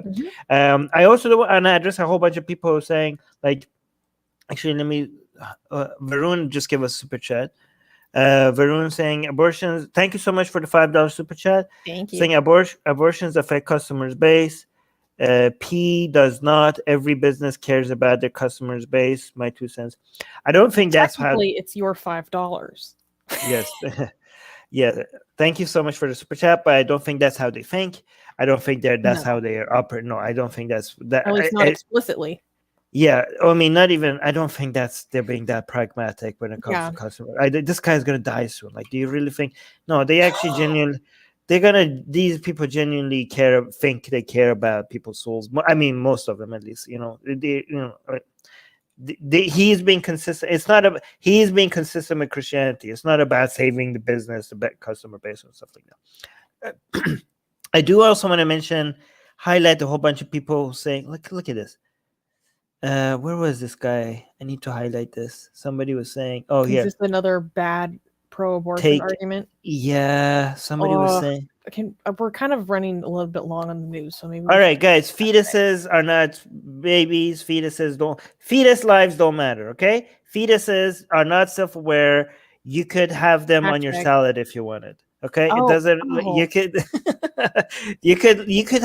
you could get pregnant and have abortions as for fun if it doesn't harm your body or anything like that. Okay. Okay, if it didn't, you could do it just to piss off Christians. Okay. Oh my God. If abortions wasn't harmful, you could just, like, fetus lives do not matter. Okay. You could end as many of them. You could, like, as many of them as you want. They're not self-aware. Nothing. They have zero rights. And this whole idea of, like, even your people's defense of being pro-choice is insane as well. Like, oh, it's women's rights to choose. Not really. Get into that today. No, I'm just really quickly. Not really. If it was self-aware, and if it was being tortured in any way, or if it was like, no, it's not just a woman's right. It would be the fetus would matter as well. Okay, you cannot just, like, if it was an actual entity that has self-awareness. It's not a woman's choice. There's two bodies here that we need to care about, not just one. Okay, but the reason why we should be pro-choice, that's because it's a woman's right to choose. Like, stop being such a, like, a white knight. Like, I care about women. Like, okay, fine, yes. You're a white. Okay, you're pro-woman. Great job. No, this is because fetuses have zero rights, because there's they have zero self-awareness. They don't matter. You could kill as many of them as you want. Okay, go at it. Okay, commit genocide on fetuses. Anyway, interesting, because the Catholic Church's response is the opposite. If a woman was in labor and you had to save the life of the mother or save the life of the baby, one or the other, they save the life of the baby, or at least they used to.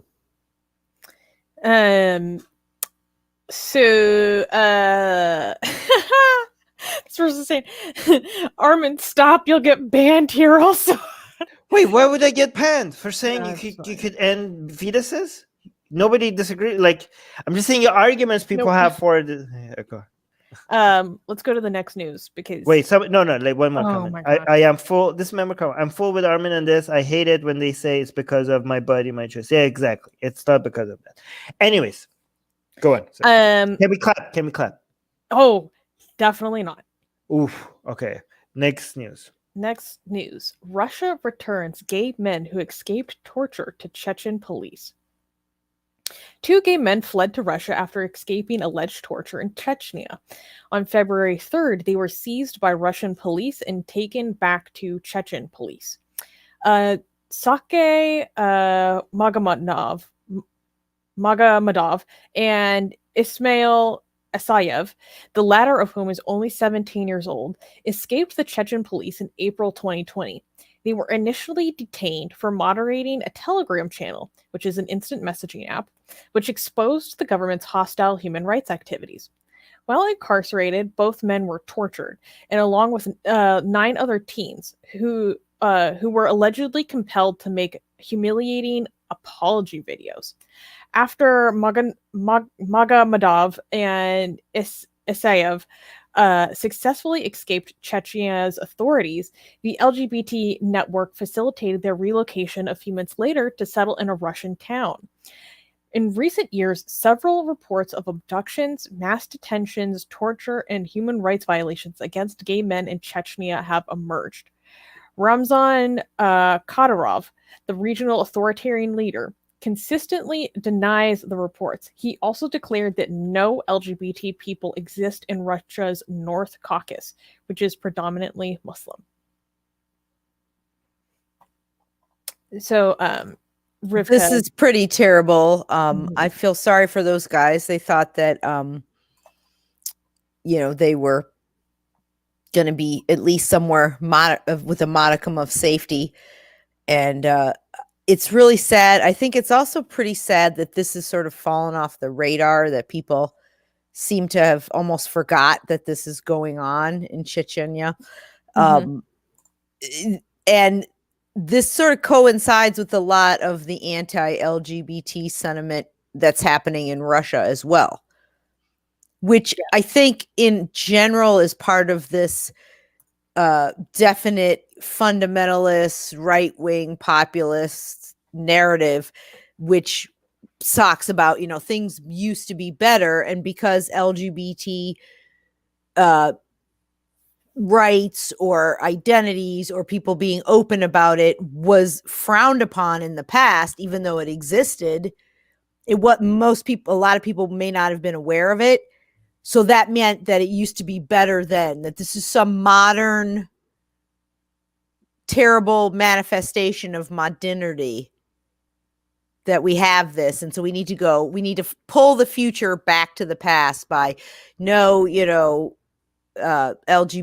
stuff and people that we, don't understand in our community, whatever. So I think this is just a manifestation of that happening in Russia, as well as the religious manifestation happening in to the Chechens government.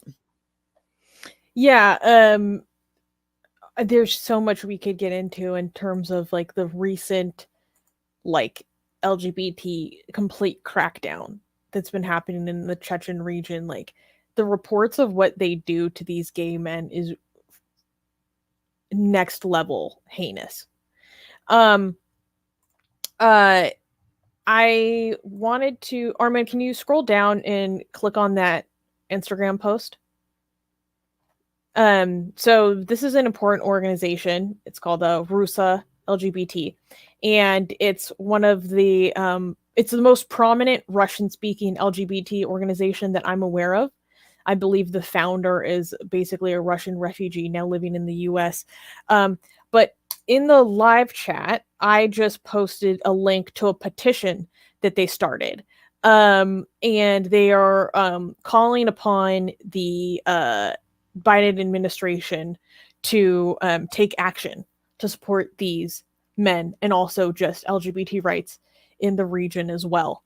And as you can see, if you're watching, it says 2 gay men forcibly returned to Chechnya. They are in mortal danger. I do believe that they are in mortal danger. So this was interesting. So this authoritarian dictator, it's not. I think it's like a regional dictatorship.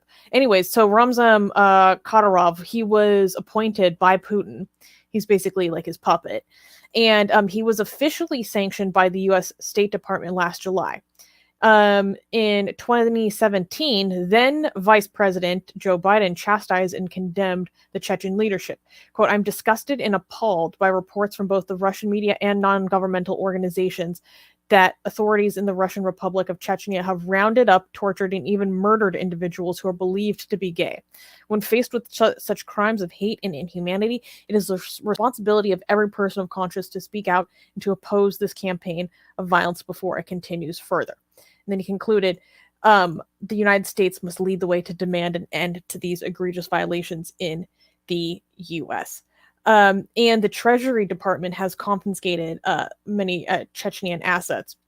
I could get into a little bit more of the actual abduction of these men if people are interested. But I think it's important to highlight this news because I don't think this has been talked about as frequently as it used to be in around the 2017 period. Yes, but it's really horrific. The way that they were kidnapped is really disturbing. And do you guys have more feedback? I wanted to say one thing too, is that I want people to really understand that this is a familiar political tactic that Russian and Chechen, which historically for a long time had been part of Soviet Union, and some of the same tactics are being used, and particularly because there's a religious spin on it, it has the religio/political nature of Islam. This is a political tactic that Russia uses and has used for a very long time. To have a group, get everyone to blame them so they're not looking at what the government is doing to everybody else. So this was a lot of the fomentation of the pogroms, and a lot of the anti-Semitism was really in some ways, a political tactic to get peasants, serfs, working class people who were discriminated against, but people who were not being served by the government, to fight someone else rather than turn that anger on the government, which is just typical. And I'm not saying all Russian people are bad or all Russian government. I just know that this is a very long-standing way to enact, I think government control. Oh, thank you guys for signing the petition. So one thing that was in this article on our website that I thought was some interesting background is that women have also been held under similar circumstances, though the Chechen government prefers to use their families to punish them. Chechen authorities adhere to the Stalinistic practice of quote-unquote shared responsibility. They often blame the LGBT detainees' families for poorly raising them as quote-unquote public enemies. Instead, authorities will punish them if they do not help, abuse, or even murder the gay victims in honor killings. Often, families will be imprisoned, blackmailed, harassed, or killed if their suspected LGBT family member flees the region. So, some collectivism, some taste of collectivism and collective punishment right there. Some Stalinist techniques. Yeah, you gotta love it. So yeah, guys, if you have more news about the Chechen region, please send it to me because I'd like to follow this more closely. And shouts out to Rusa LGBT because they're actually how I first found out about this story. And the people in the live chat that say petitions don't work, you're an idiot. You have no idea how sometimes it does work. And congratulations on being a moron. Anyways, should we go to the next news? Yes. Oh, this is insane. Can I clap? Probably not. It's not the... Okay. Well... It's insane. Okay, next news. Let's just play it safe. Indian court rules. Muslim girls can marry after reaching puberty. Okay. According to Muslim personal law, a Muslim girl is free to marry anyone of her choice once she reaches puberty. The Indian High Court recently upheld this law. The court's ruling came after a Muslim couple filed with the court pleading for protection from threatening relatives. A Muslim woman aged 17 and a Hindu man aged 36 recently married according to Muslim rituals on January 21st. As the judge pointed out, Article 195 of the Muslim personal law provides that every Mohammedan, or Dan, aka a Muslim, being of sound mind and having reached puberty may join their chosen spouse in matrimony. Justice Alka Sarin quoted from Article 195 saying, quote, in case the evidence is unavailable or uncertain, the completion of age 15 should be considered as puberty age. The law about the minimum age for marriage specifies that it is 18 years old for females and age 21 for males, as it is written in 2 separate acts of the Indian Parliament. So this is one of those situations where movements started by Maryam Namazi, like a one law for all, are so important. Yeah, that was what I was going to bring up, that, we have 2 separate laws. But what also I think is interesting is it's a Muslim young woman and a Hindu man. And the judge is essentially saying, well, she gets to do what she wants. So does the supposed conspiracy theory of love jihad not work the other way around? It only works if Muslim men marry him, and the laws against that. But Muslim women are allowed to, it's just, there's a whole, masala of stuff going on here. So wait, Armin, can you go back one page? So this is something I found on Twitter, and it's from an account called Indique Law. Okay, guys, what this account on Twitter is saying, I don't know how valid this is, right? So take this with some skepticism. But according to this account, they're saying that conditions of a valid Muslim marriage under this article of the personal law says that the conditions for a valid Muslim marriage are both individuals must profess Islam, both should be of the age of puberty, then there is an offer and an acceptance to other technicalities. What I'm focusing in on is, according to this, both individuals must profess Islam. Well, that wasn't the case in this situation.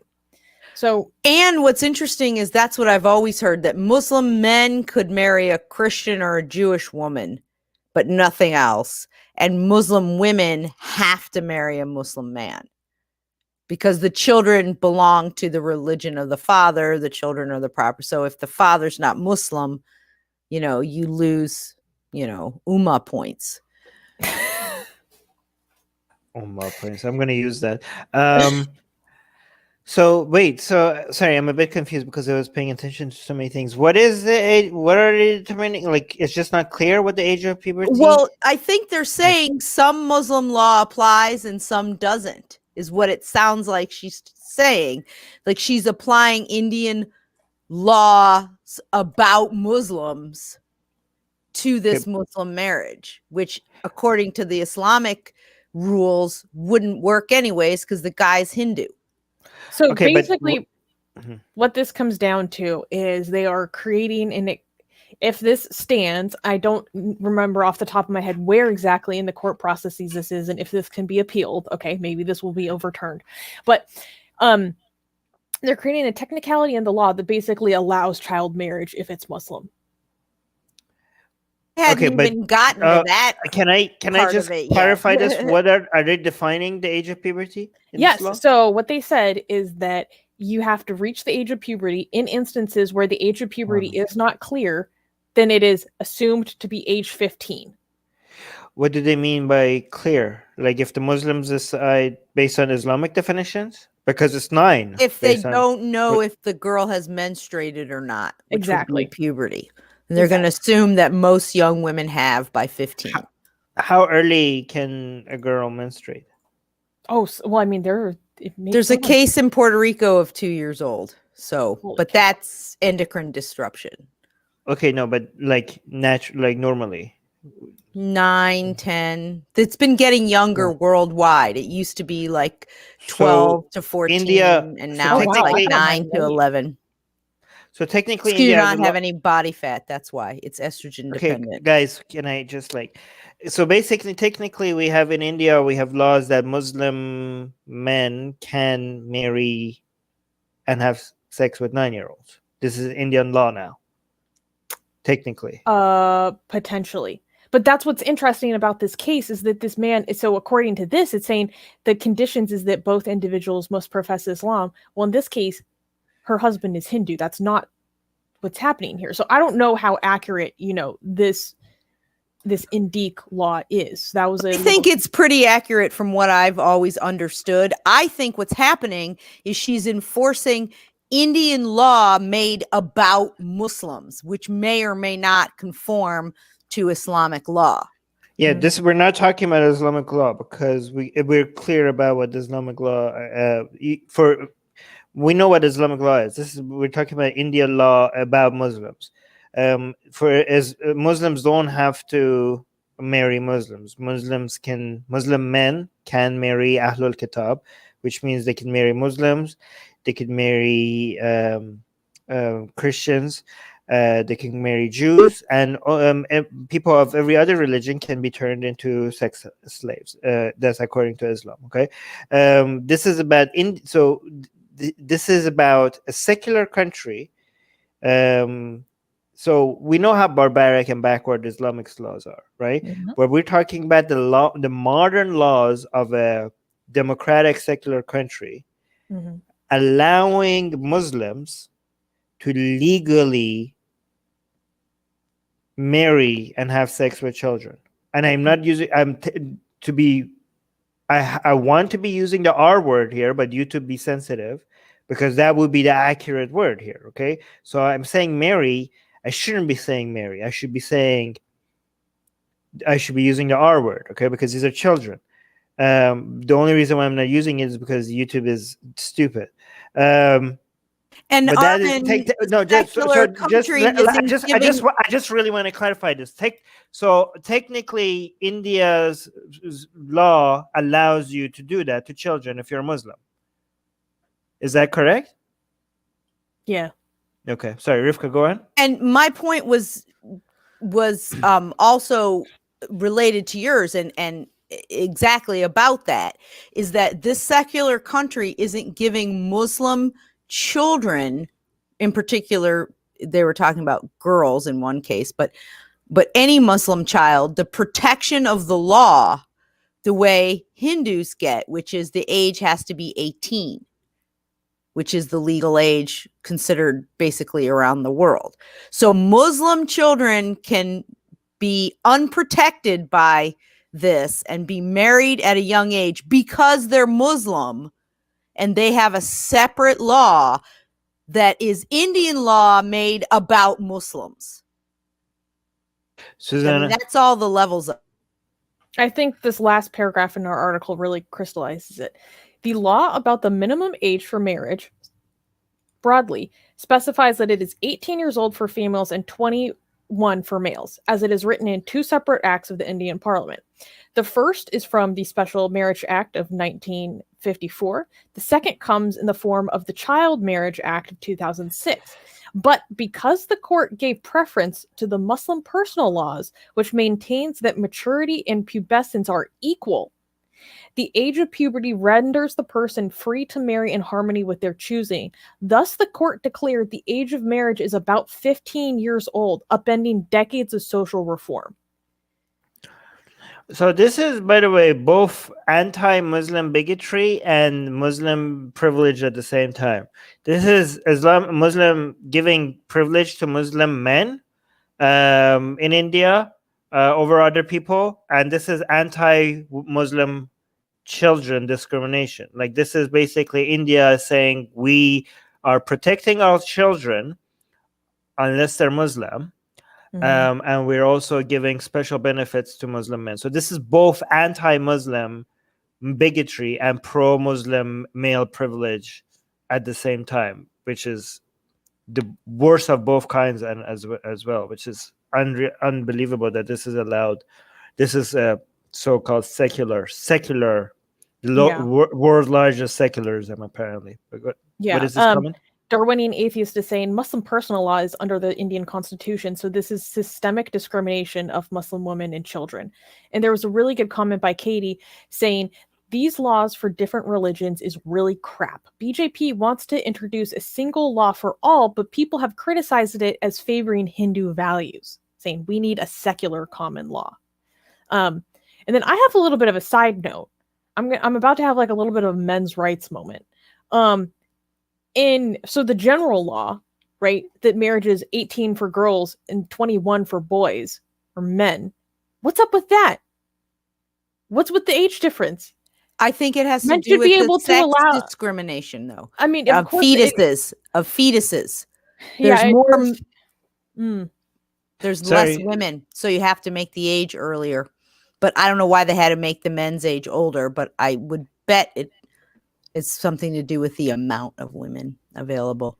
I think I mean, it but might I be more. think my more point is to that do- it should be the same for all. Like a man that's 18 should be able to marry at 18. Like let the boys marry. It's more to do with. I think it might more to do with Islam. The original ages are like around 9 for women, I think, and around 15 for men. And But- basically adding to all of them slowly, I guess it went to 21. No, I don't I'm know. talking about the general Indian law, Oh. nothing to do with Islamic law. Okay. This is India's age of marriage Mm. without any exceptions for religion. It's younger for women than it is for men. There might be a history to this that we don't understand. But yeah, it doesn't make sense. It should Stop be the same. discrimination against the boys. Let them marry. Okay. Yeah, it should be equal. I agree. I don't know if this is discrimination, I guess, but that was the intention to be. But I do agree that it should be the same. I agree. Can I clap for the next news? Let me pull it up and see. Yes. Next news. Angola decriminalizes homosexuality. Yay! I mean, boo, because I didn't know that it was even criminal before. So boo for the fact that it was criminal until now. But yay, decriminalize. We'll take it now. Same-sex relations are finally legal in Angola as of February 10th. The changes come from the first rewriting of colonial-era laws since Angola gained its independence from Portugal in 1975. While many colonial-era clauses were removed at that time, clauses encouraging discrimination against the LGBTQ community have been in effect since the Angolan Penal Code introduced the prohibition in 1886. The colonial era, quote, vice against nature condition was served as a ban on homosexual relations. The new law overturned that arrangement and criminalized any form of discrimination on the basis of sexual orientation. Wait, so Angola, what's the background like in Angola? I don't know much about Angola. It was a Portuguese colony until the 70s, when a lot of the African countries, 60s, 70s. And what's the religion demographics like? Are people be religious? Is there any backlash? I don't know that off the top of my head. I'm gonna guess Christian and traditional animist, with some Muslims. That's my guess. But how religious are they? Like, they say so this is just the first thing that comes up on Google. Okay, guys. Angola's population is overwhelmingly Christian. About 2/5 of the population is Roman Catholic, about 2/5 Protestant, and 1/10 adheres to traditional beliefs or other religions. But are they? That's the Pan-African Studies degree showing. Let them know. Okay, but are they religious? We have Christian, and then we have Christian.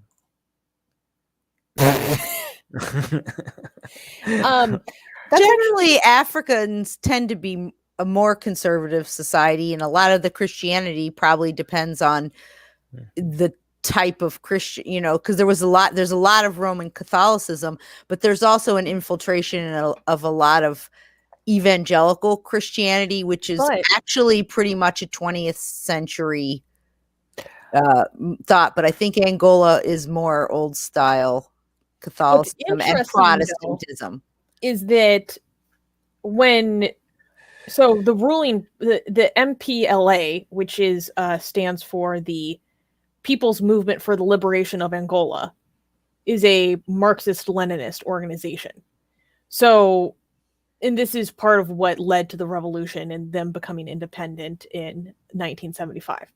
So this meant that like the attitude towards religion, at least officially, corresponded during that period to that of the traditional Soviet Marxist Leninist dogma, which generally characterized religion as antiquated and irrelevant to the construction of a new society.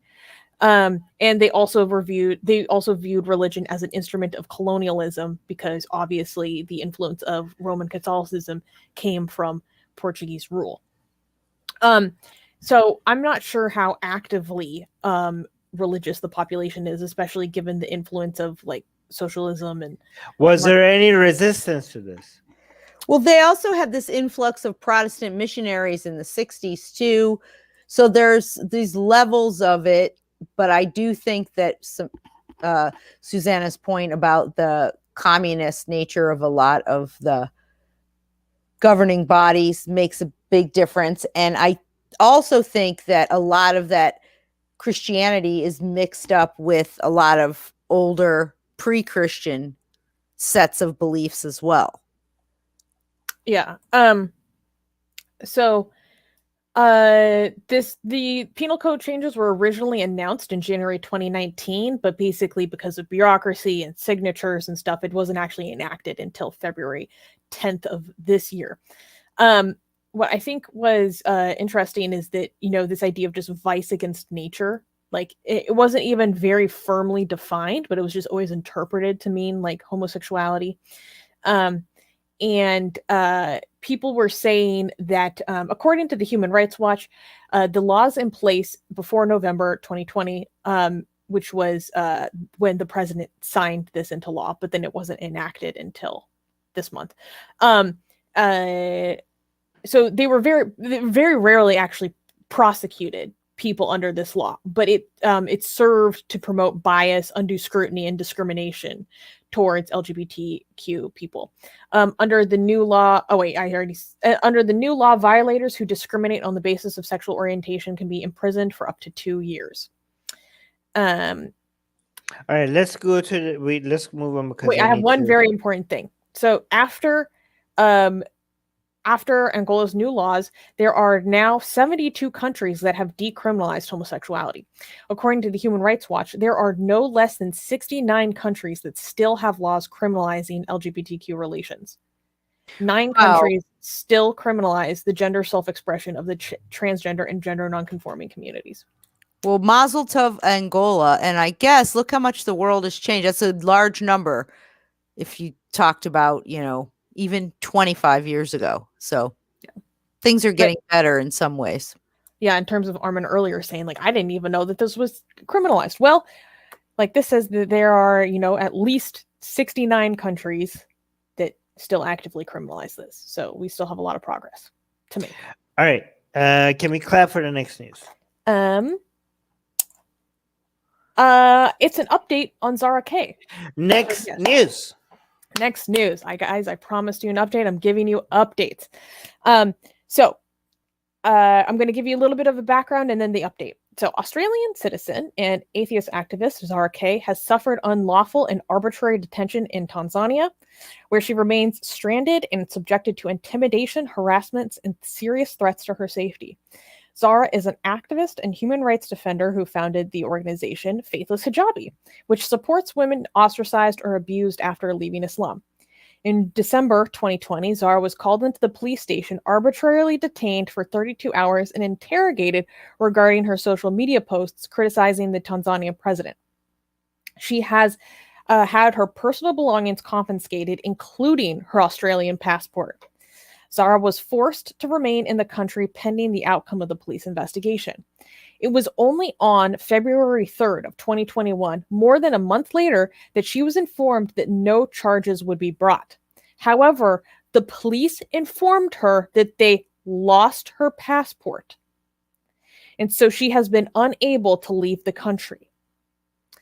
Finally, Atheist Republic calls upon the Australian government to intervene and ensure Zar's safety and exit from Tanzania. So this seems absolutely crazy, because when you lose your passport, you should be able to go to the consulate in that country or call a consular authority so they can issue you exit documents. I mean, that's how that stuff works. People lose passports all the time. So yeah, the Australian government, I don't know what's going on, but can she sue for damages, cost, and undue stress? Like, can she legally, like, I mean, they're admitting, I mean, I agree with Goddess Katie, she's not free. Like, just because she's not in jail, that doesn't mean she's free. Like, she's like been taken hostage still. Oh, sorry, you highlighted something. Kay is saying this is thuggery by the Tanzanian authorities. Okay, allegedly, let's be clear, we don't know, right? But it seems like, it just, it's either, if it's on purpose, then what the F? If it's also not on purpose, also what the F? Like, I don't know which one is worse, okay? But given that they openly are admitting this, I mean, even let's say like the oopsie, sorry, we lost your passport. Let's say that happened. Okay, let's say none of this was on purpose. Isn't that legally like? Can she go and they're like, well, you screwed up, I can sue you now? No, is that a possibility? Is this a country that has any? Like, can people be held responsible? Can the government be held responsible for like? I don't know what Tanzanian law is if you have the right to redress grievances. So the good news is, because let me stress, in my opinion. Okay, let me stress one more time. In my opinion, the actions or the complete, or maybe not complete, but the inadequate actions or lack of actions by the Australian government is shameful. Right. Luckily for her, she now has a pro bono team of Australian and I believe English lawyers who have come to her defense because her own government is failing to do so as strictly necessary. Okay? So, if in the so I was reading a press release by her legal team, and basically, let me find it. They're taking this to the UN. Here we go. Barristers, a Gaelic name, barristers Gallagher, Lewis, and Robinson have been instructed to act as international counsel for Zara. An urgent complaint against Tanzania has been filed with the UN on behalf of her in relation to the unlawful arrest and detention she faced, as well as the ongoing harassment, intimidation, and death threats.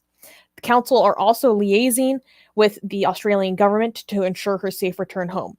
In addition, and then they're just adding that another barrister is assisting on her team. So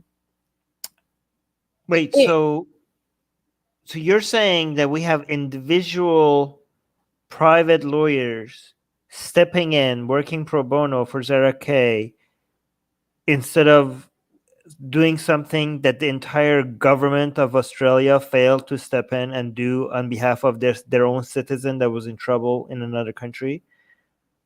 It certainly appears that way.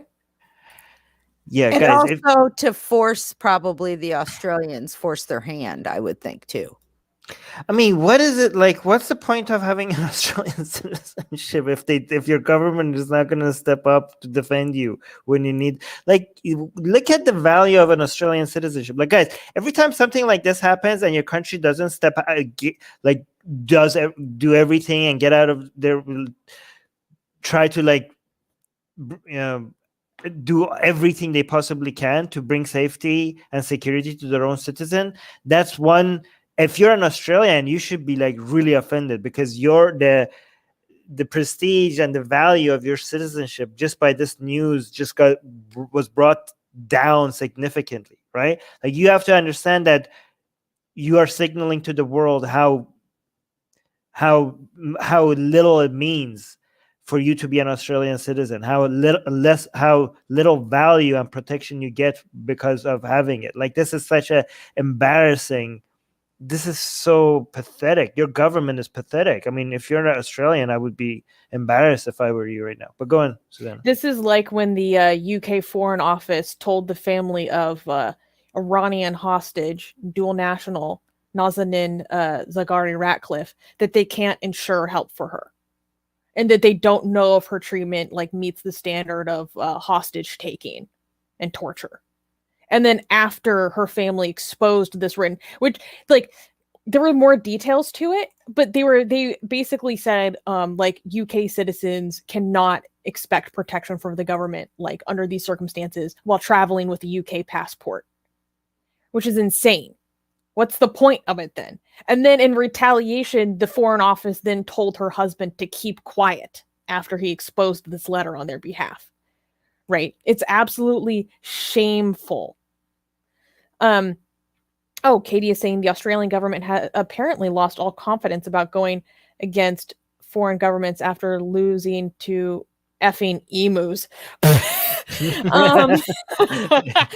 don't know. I don't know if people know what she's talking about, but that's pretty gold. Yeah.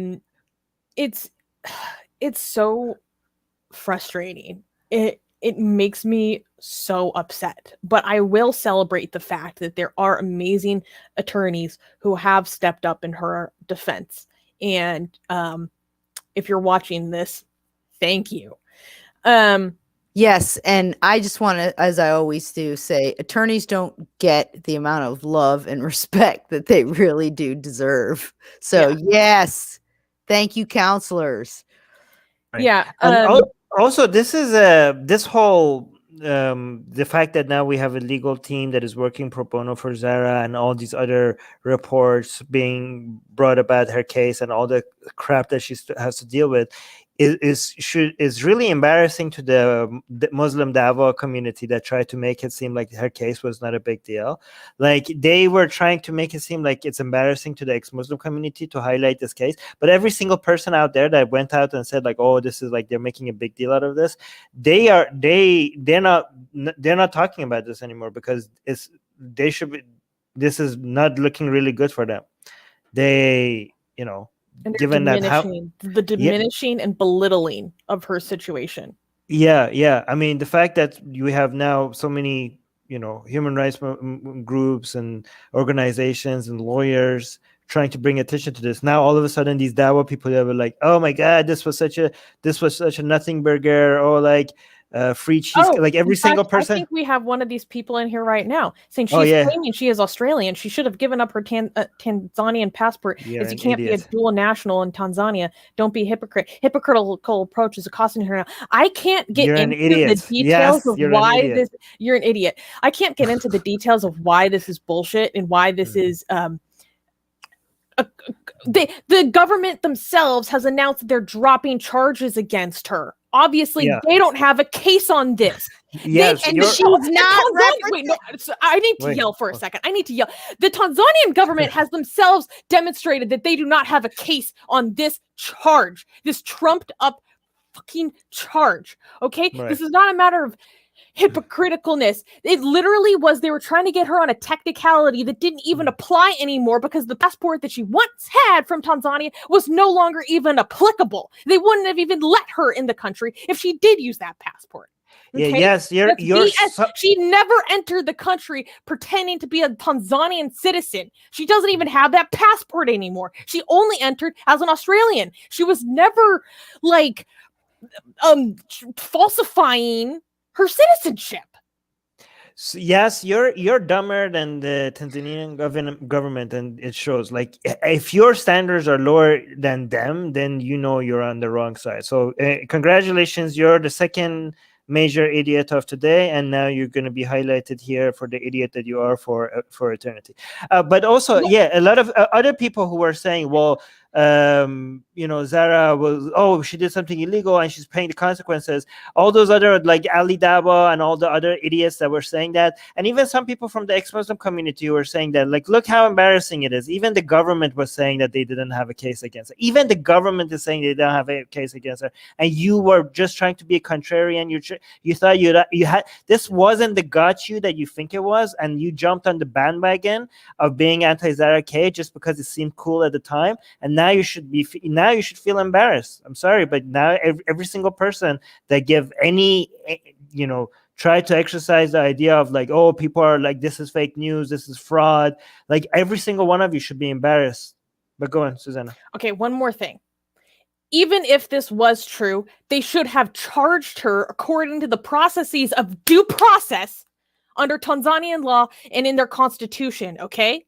They violated that from the get-go. They violated due process from the get-go, okay? And I mean, we could get into how they figured out that they could possibly put these charges against her, but they since have dropped them.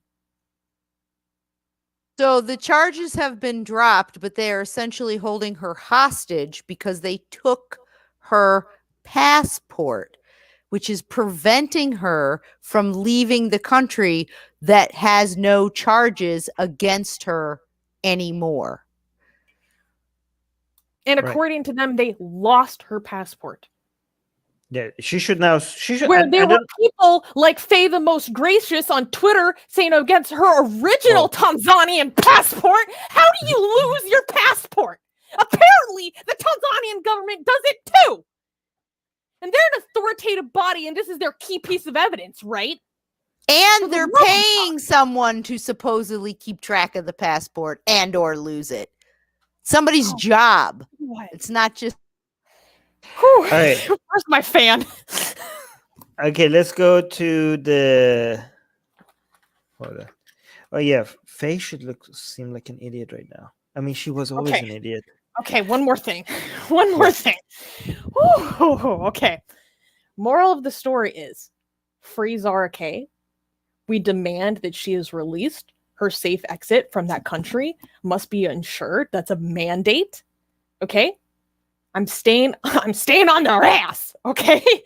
And finally, sorry, I need to calm down. I use the hashtag free Zara K, hashtag justice for Zara K, hashtag release Zara K are all good hashtags to use on social media. And once again, thank you to these amazing attorneys who have stepped up where the Australian government has failed. So yes, on that note. All right, so just one last thing. The ex-Muslims, by the way, who were saying that this is fake news, they were saying hashtag cheesecake or whatever that congratulations for being on the side of the Dawa community and Ali Dawa. Like, seriously, like, I hope you're proud and how gullible you are and how easy it is for you to believe things that you don't have an evidence for. Like, really, like, maybe you have some other good takes on other things, but you should... on this one, you should feel really embarrassed, very embarrassed. Yeah, like this is going to be on your record. This is going to be on your record forever, and it's embarrassing. We will always remember what side you were on this very important, easy take. This was an easy side to pick, and you pick the wrong side. And yeah, by the way, we should also remember this when it comes to like how big of a deal the Dawa community tried to make this as a fraud, and this was like, they ended up being on the wrong side. We should always, highlight that. Let's highlight that. Yeah, they thought that we were being embarrassed for this, but now look who looks like an idiot. Anyways, wait, we're not saying, how does Susanna really feel about?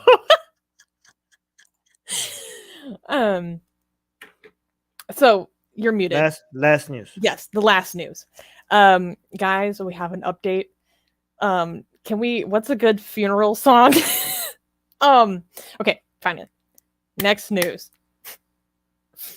Atheist Republic CEO fully suspended from Twitter.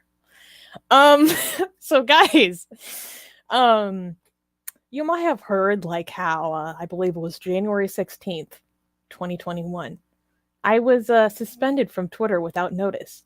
I was trying to send a tweet, and all of a sudden, a little notification popped up on my screen saying, your account is suspended. You can't perform that action. And I was like, what? I went to my email, because if you're familiar with Twitter, you know that when you're being naughty on Twitter, they send you emails to the account that it's associated with. Well, I didn't get any email. They didn't tell me what was wrong. Usually that's how they inform you how you violated specific policies. And then usually in that email, they also give you a case number and a link to appeal the suspension. Well, this is very unusual because I'm very good on Twitter. Okay, historically, I'm very good on Twitter. I'm a good girl. And I was basically blindly suspended without notice. Well, I submitted an appeal, I believe the day of or the day after. And I found out that my suspension is permanent, you guys. Now, we've got to say the Kaddish for your Twitter account. Please. Forever and ever? You mean you're permanently banned? Did it tell you why?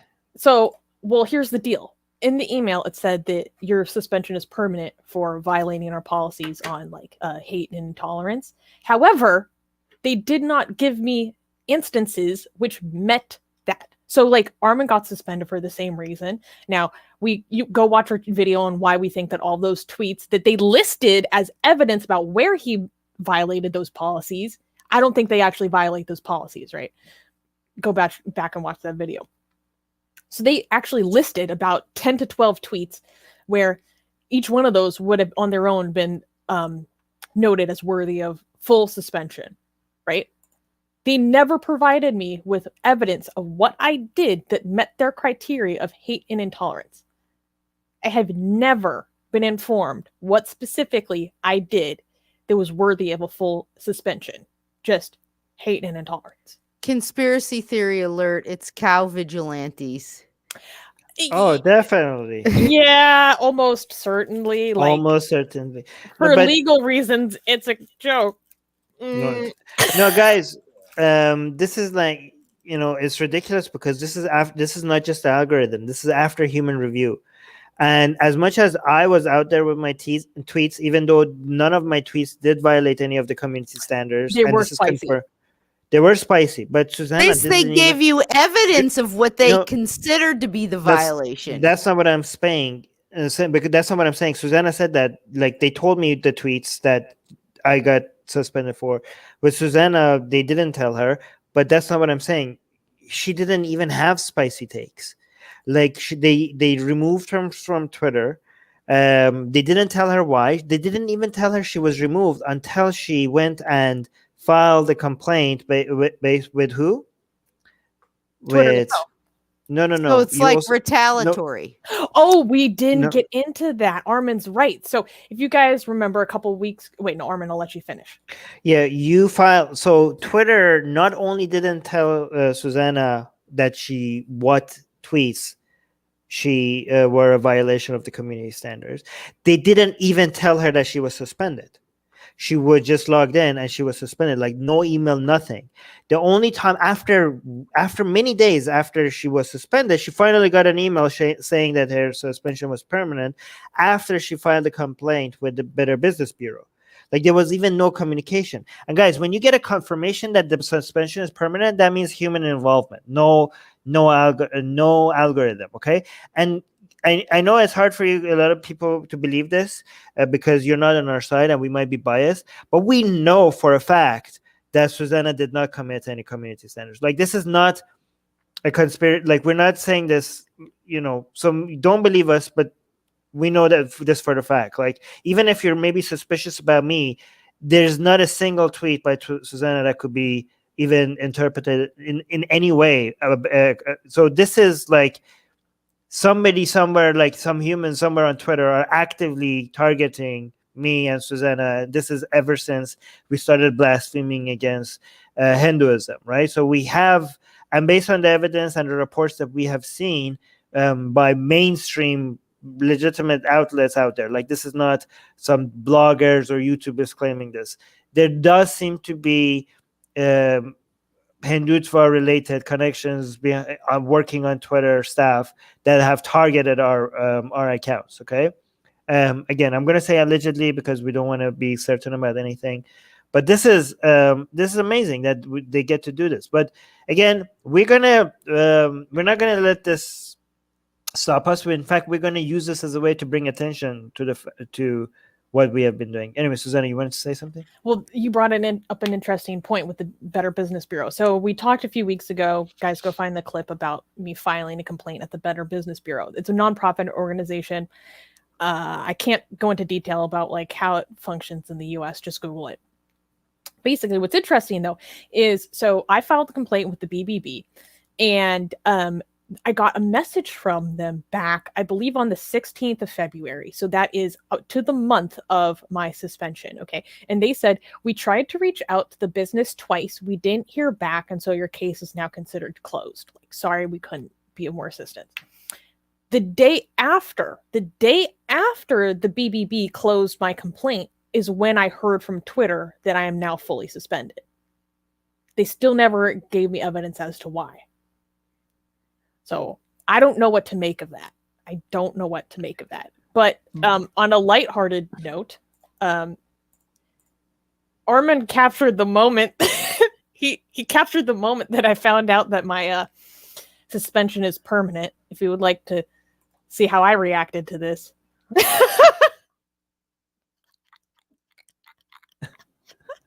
I had to screenshot that when she got the email. Oh, look at that face. I was like, no, that's what I was just sitting there reading this email. I was like, Armin, what did I do? What did I do? Can you get another account? Is that possible? Like, people get kicked off. I mean, you personally could never. None of this is worth like people who. I'm just wondering, are you allowed to do that? No. Okay. And it's not. And people also, by the way, not that it's not worth playing. In fact, we're gonna use this suspension as a way to bring more attention to this. So we're gonna capitalize on it as much as we can. Like for every time we got suspended or removed, what happened was like that brought enough news attention and news to our cause that ended up making us a lot stronger afterwards, with a lot more resources. Hindutva coming after us has been a huge blessing to us. But anybody that's suggesting, like somebody was suggesting on the live chat to move to other platforms, like you guys really don't understand how any of this works, because I appreciate your suggestions and stuff, right?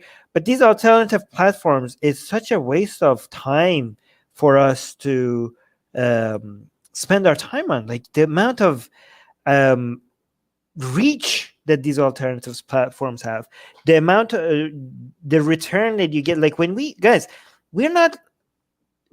on Facebook or on Twitter or on YouTube, we're not like a lot of you guys that are just like mindlessly spending time on Facebook and Twitter and just scrolling. We are very specific with getting a return on the time that we spend on each one of these platforms, right? Like we do that. This is our activism, right? We're not on social media just for the fun of it. Okay. We go on social media to put content out there to get more people come back to us. Why would we go to these other platforms and spend any time out of single second of it, given the number of people that are on there? It doesn't make any sense. What we have done, however, is that we have promoted our newsletter, which is growing significantly ever since that we got kicked out of Twitter. And that is a platform that will never be able to take it away from us, right? Oh, and you took the words out of my mouth. Yes, and the good thing about our newsletter is that, so the people who are on our newsletter, when we send something to them, it lands in all their inboxes, right? It's not determined on any algorithm, like on Facebook decides. Like if we have like 2,400,000 followers on Facebook right now, Facebook decides how many of our followers see our content when we post something. When we have a YouTube video, when we post it, YouTube decides who sees our videos, even if they're subscribed. But on our newsletter subscribers, we decide. There's no algorithm. When we send something to them, the audience decides whether they want to see it or not, right? So make sure you get on our newsletter. More people are getting on our newsletter. The reason why more people are getting on our newsletter is because we are sending all our subscribers the safe for work version of our blasphemous art, right? Not the nude version. The nude version is for our patrons, but it's still very sexy. It's still blasphemous. It's still very sexy. Our newsletter subscribers get our blasphemous art. That is our own platform. Nobody else's platform. We own that platform. So subscribe to our newsletter. Link is in the description. If you subscribe, first of all, that's the place that you will always know that we will be in touch with you. Nobody, not a single, no government or no outlet out there will ever be able to come and say that, oh, no, you don't get to say this. We will always be in touch with you if you subscribe to our newsletter. You decide if you want to get off of it or on it. And you get our blasphemous art for free. And every time we update our blasphemous art, you get the safe for work version of it for free as well sent to you. And you also, you get my book for free as well. Why There's No God. You wanted to show that, Susanna? Yeah, you get this. Oh, wait, that's why Rivka left, because she was getting hers. That's why Rivka left. Oh, that's so sweet. I see you, girl. Well, actually, Adam is saying a very good point. I can't access the AR website from Kuala Lumpur, which is Malaysia. Well, don't worry. If we have a newsletter link in the description, which I think links to our main website. If you can't reach the main website because you're blocked there, go to blasphemousart.com/ebook. That is, or just blasphemousart.com. Oh yeah, that too. Yes, and here at the very top, you see at the very top, enter your email. No, scroll down where it says get this for free, Armin. Yeah. There we go. Yeah, you have here. You also have here. If you click on it, you also go here and you get this ebook for free. You get all our juicy blasphemous art for free. Right now, there are 16 pages. We're adding more pages. Every time we add more pages, we update it. If you're subscribed, you don't need to unsubscribe and resubscribe to get the latest version. You will get the latest version. Don't worry. But yeah, so by the way, this is how much India's government is coming after us. So they blocked us completely. Our Facebook page with more than 2 million followers has been blocked in India. My Twitter account has been suspended by the Indian government. Susanna's Twitter account has been suspended by the Indian government. And our website's URL has been blocked by a couple of ISPs in India as well. India is like fully going after, like we had Malaysia going after us, we had Pakistan going after us, but the most aggressive one has so far been India's government going after the largest secular democracy. And but before, if you're from India and you go to our website and you see that you have access to it, before you make yourself look like an idiot and be like, you're lying to us, I can access your website, atheistrepublic.com in India. We keep saying that some major ISPs blocked us. We didn't say every single ISP in India blocked us, and we still have some people like, you're lying, I'm not blocked. You're an idiot if you can't listen. If you don't understand what we're saying, you're an idiot. But anyways, so you can see some Indians and even some people from Malaysia and from Pakistan can't even access our website, right? But don't worry, we will always have, no matter how many URLs get blocked, we will always have a way for you to subscribe to our newsletter. Okay, don't worry about it. It will be in the description. Katie is saying the second and fifth most populous countries blocked it on Facebook. Yes, and this is a signal that of the Pakistanization of India. So yes, this is the Pakistanization of India. Yes, congratulations, India. You're becoming closer to what you hate the most. I also want to say, like, when you stare into the abyss stares back. Right. One last thing. When Pakistan blocked us completely on Facebook, Pakistan was the second most our second highest number of fans came from Pakistan after United States. We were so proud that a country like Pakistan had the second highest number of followers of Atheist Republic, okay, after United States. We were so proud of that. And then Pakistan completely blocked us, blocked our page in Pakistan. And then after Pakistan blocked us, India became the second most after United States. India, we had the largest following. So from the 2,400,000 followers, around 300,000 of them were from well above 300,000. Well above 300,000 of them were from India. Okay, so it's second right after United States, and now the second one was also removed by the Indian government. So yeah, Pakistan and India, you both deserve each other. Congratulations, you coming the Hindu version of Pakistan. It's horrible. Anyways. But again, I'm optimistic about India.